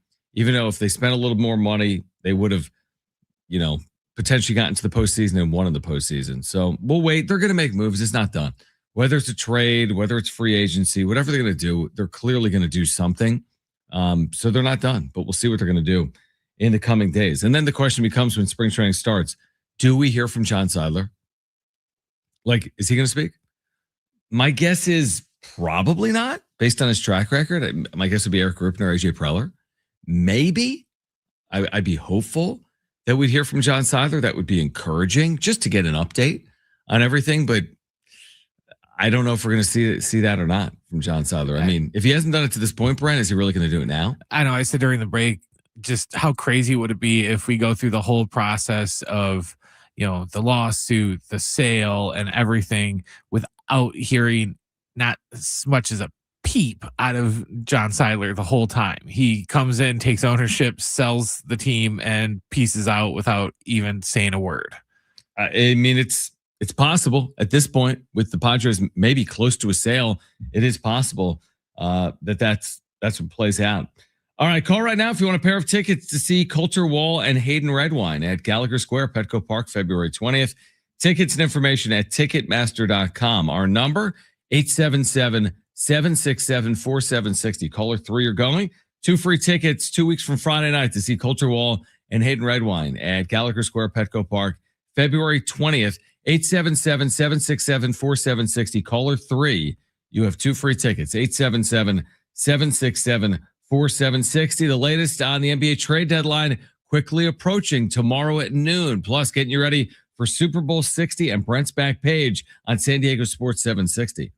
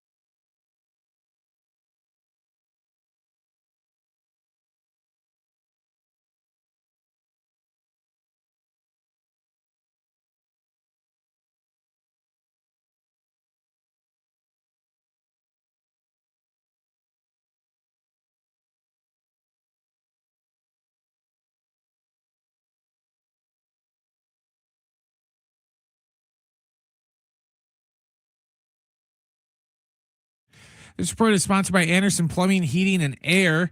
The Mavericks agreed to trade 10-time All-Star big man Anthony Davis to the Wizards. Dallas picked up 2 first-round picks, 3 second-rounders, and 4 players, including Chris Middleton. The Clippers sent Chris Paul to the Raptors, but according to ESPN, he most likely is going to get shopped again before tomorrow's trade deadline at noon.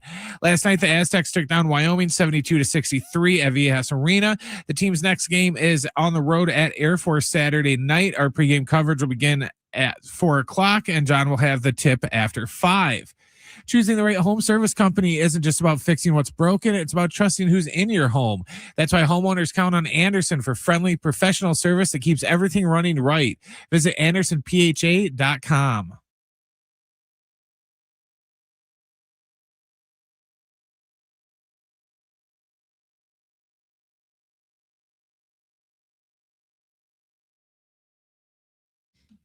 All right, John Schaefer with you. Brent Sperry as well. San Diego Sports 760. Kind of an interesting day. Tomorrow, the Brian Dutcher Show here on 760. Sean Lewis, Aztecs head football coach, spoke today to the media about just the recruiting cycle, state of his program, heading, I guess, into the offseason. I mean, the offseason's been underway, but, heading towards spring football. I meant to tweet this out. I didn't. I meant to follow up, actually, with Jamie. Remember last year they got criticized for not playing a spring football game. It was like more of an event, a little bit like the Pro Bowl. Like they don't play the Pro Bowl anymore, but they play like flag football. So San Diego State this past year did, some type of like competition in games. Well, Sean said today they'll go back to playing a spring football game in some capacity. I don't know exactly what it's going to look like. He didn't get into the details. The reason I find it interesting is it's kind of a sign of the times in the other way. And let me explain why. Last year, after spring football, the transfer portal opened. So if you played a football game last year, you could have players that would be upset like, well, I didn't play in the spring game, or I was a backup, or I wasn't a starter. And now I'm going to enter the portal and look for another opportunity. This year, the portal is closed for good. Doesn't open again until the end of the 2026 season. You can play a spring football game. Somebody might be unhappy coming out of it, but they're not going to go up into the portal and leave you this year like they could have a year ago. Plus, I think they heard from the fans, and fans, I understand it. When you get set in ways and people don't like change sometimes, like college athletics has changed a lot. A lot of people have been turned off by that. Others understand like business evolves and changes and you kind of adapt or die. For years and years and years, you didn't think twice of it in 1995 if your favorite college football team was going to play a spring football game, but things changed. And it's not like San Diego State was the only team not playing a spring football game. Alabama wasn't playing a spring football game, and Oklahoma wasn't playing a spring football game. I think there's probably somewhere in there that's going to make sense. From between like a Pro Bowl type competition that doesn't really involve football to an actual full-fledged tackle football game. I think there's probably a happy medium, and I think people will be relatively pleased with that. And I think that's what San Diego State will probably strive to do later on this spring. I think typically now there's so much hype surrounding all teams like football seasons that they don't necessarily need the spring game. It used to be the spring game was there to kind of just remind everybody that, hey, the football season is going to start here in a couple months, and to kind of just get people pumped up and just give them a preview, so to speak, of, what they have, sitting in the coffers ready for the season. But now it's just, we go from, 30 years ago, if you wanted to learn about, Tennessee's offensive line in the offseason, you had to go and get that guidebook. Oh, yeah. Remember what I'm talking about? Yeah, of course. And that was the only way. But now you can just go and just Google it, and you can learn about, every team. And it's the spring meeting's not necessarily needed as much. And with like as easy as players these days seem to tear tendons and do stuff like that, it's kind of a risk reward thing of, do we really need to go out and have this big, red versus blue type scrimmage amongst ourselves and just risk having, our blue chip quarterback get hurt? At the end of the day, things change. Like Pete Rose running over Ray Fosse in All-Star game, it's done. Maybe you liked it in real time. Just there's so many examples, professional or collegiate sports, of change that has occurred in just like the last generation. I remember people were up in arms when they took the NCAA tournament from 64 to 65. Remember they had a 16 play 16 in one random one-off game. It didn't really make a lot of sense, but people are relatively comfortable with what they've done now with like the first four. Got a couple of like 12 seeds playing each other and a couple of 16 seeds playing each other. The Aztecs were in one of those games last year as a 12 and 11 seed, whatever it was. Like, there's been a lot of change. Like, baseball, dude, we grow up, 4 teams made the playoffs. Like, you had 100-win teams that didn't make the playoffs. Now, 12 teams make the playoffs. Football, they've added wild cards. So, like a lot of things, the NBA Cup. Like, so there's been a lot of change, and you could argue the merits of it.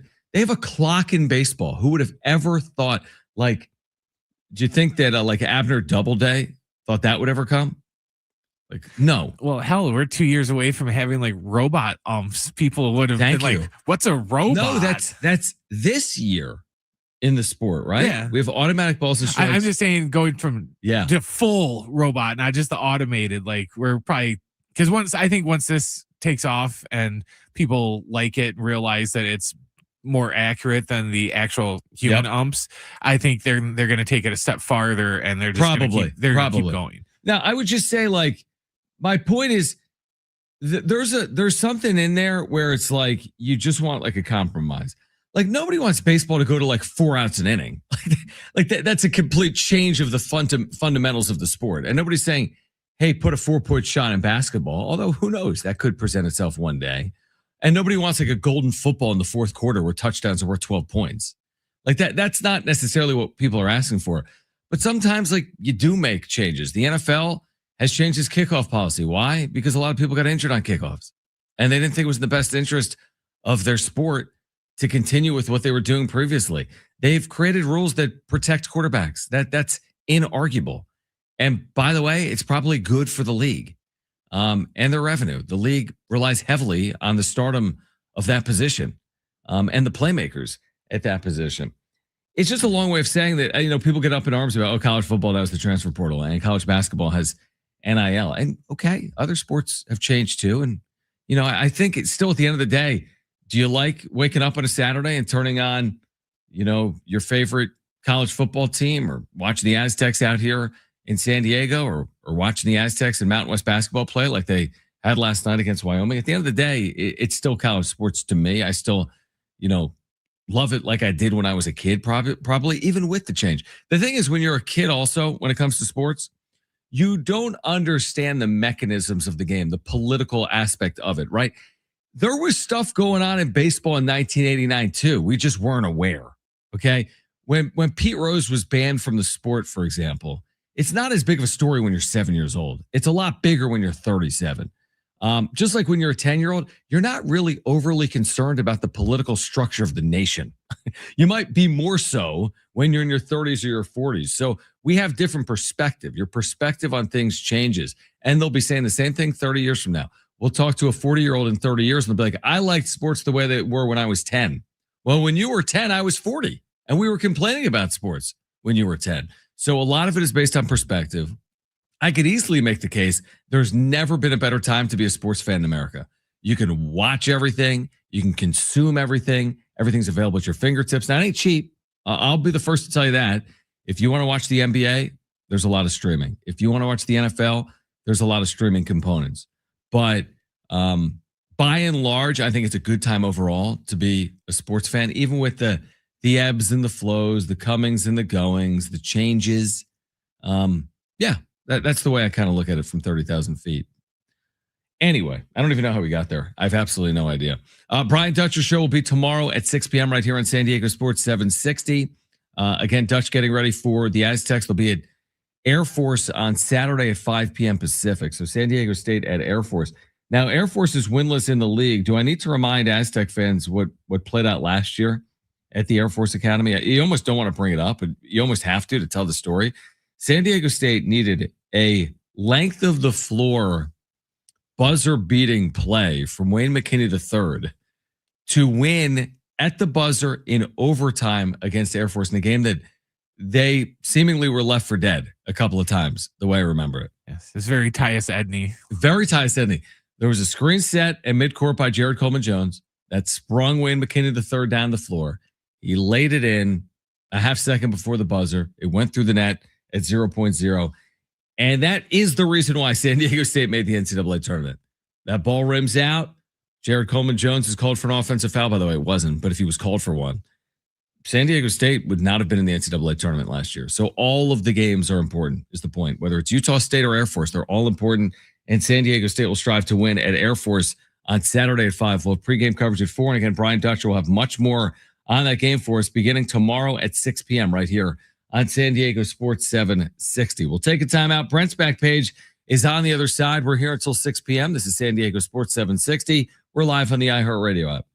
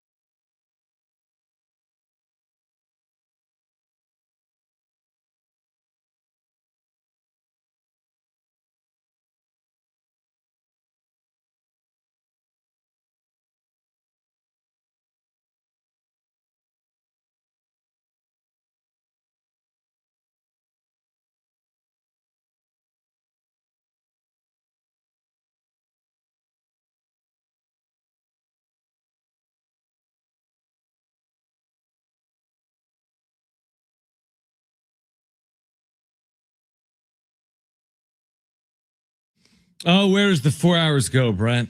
Just flies by. Back tomorrow at 2 p.m. And again, the Brian Dutcher Show. We'll be with you actually for 5 hours tomorrow. Brian Dutcher Show at 6. We'll be on the air at 2 p.m. right here on San Diego Sports 760. So make sure to be with us tomorrow. Then J-Riff has Friday's show. I'll be traveling for Colorado Springs, the Air Force Academy, where I've never been. Till 4 o'clock. Then we're going to Fox. So when that happens, people don't like panic and go, was the show canceled? Yeah. No, we don't think so. We're all good. It's just J-Riff from 2 to 4 on Friday. So he's got a half day? Yes. He's working Friday night. Probably. Yeah. J-Riff works a lot. He does. He calls games. Yeah. Oh, yeah. He will do play-by-play for everything from water polo to basketball. Yeah. All right. J-Riff on Friday from 2 to 4. You can catch me from, again, Colorado Springs Saturday night, 5 o'clock Pacific is the start time. San Diego State and Air Force, another one of those must-win games for San Diego State coming up Saturday at the Air Force Academy. All right, here until 6 p.m. right now. Let's get to this.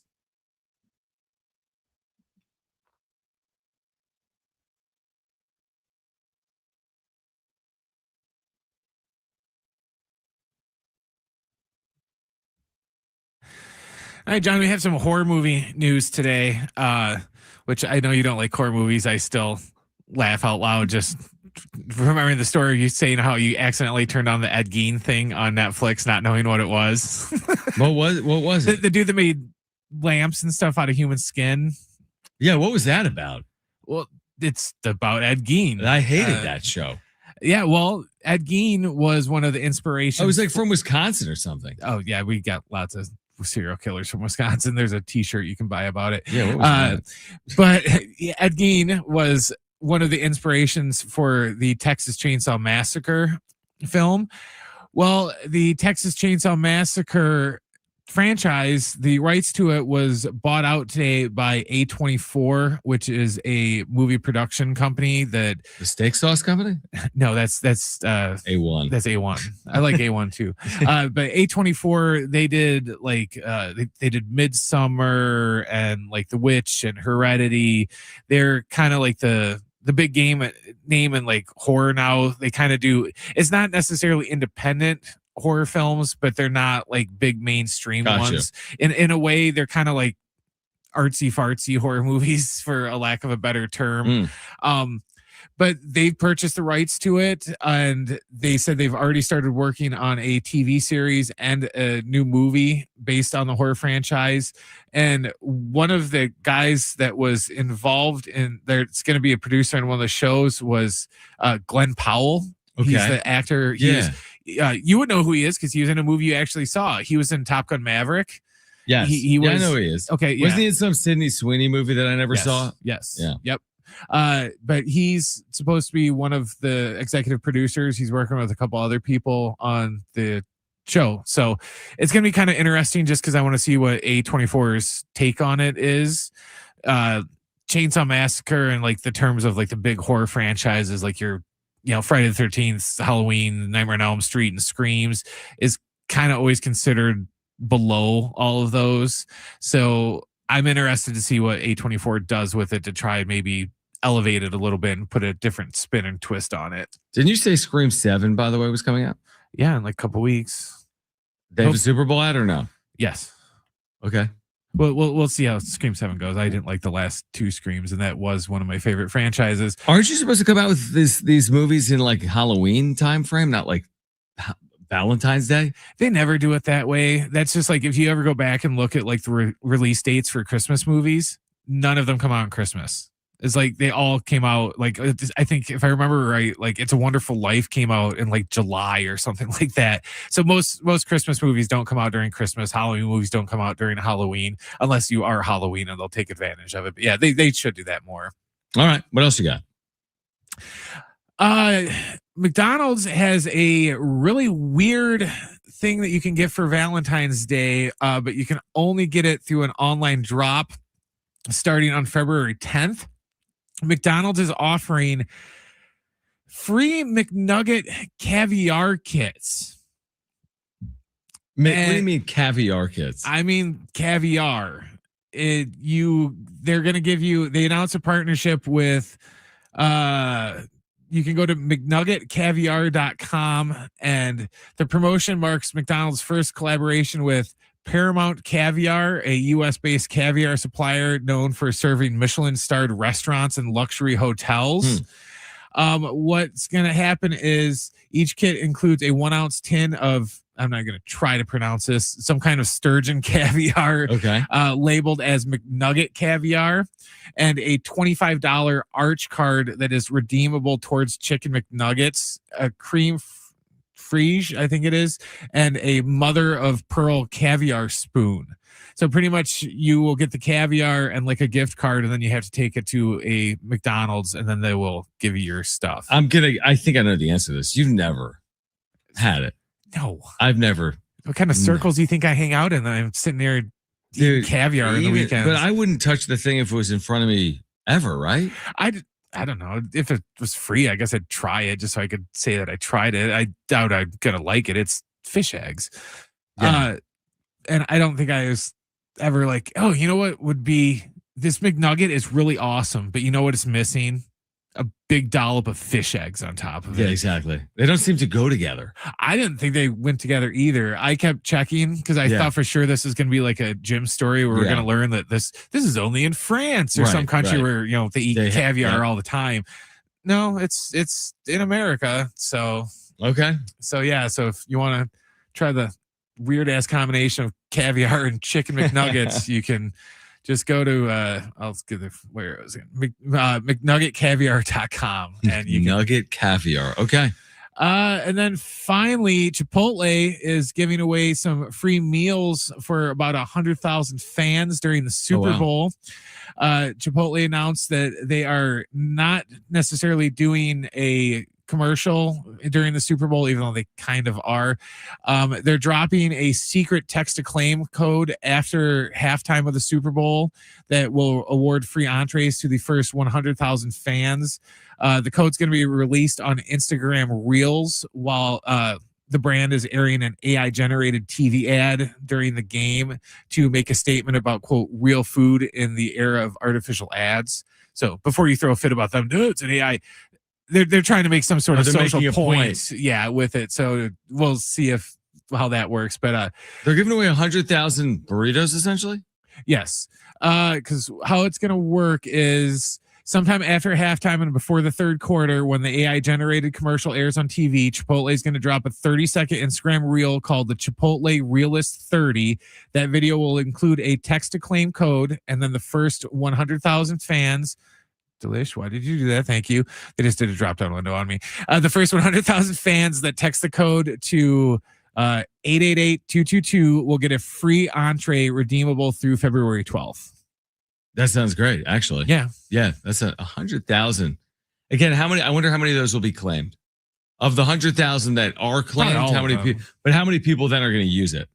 I would say all of them, because it seems like it's easy. It's not like the McDonald's thing where you have to do 8 things just to get your caviar. That's true. And you know, and look at it, like every year in the World Series, Taco Bell does the, you know, first person to steal the base gets everyone a Loco's taco and stuff, and everyone claims those. So, All right, good stuff. Good stuff at the back page. Again, we're going to be back tomorrow at 2 p.m. and then the Brian Dutcher Show is tomorrow night, as we'll catch up with the head coach of the Aztecs for 1 full hour. Why was that so loud? I'm kidding. Because it was Inside Radio. It was supposed to be on the other pot, not that one. All good. All right, back tomorrow at 2 p.m. If you missed anything today, sportssd.com, iHeartRadio app, iTunes, TuneIn Radio, or Spotify. For Sammy Long, who was here earlier, and Brent Sperry, I'm John Schaefer. Keep it here. This is San Diego Sports 760.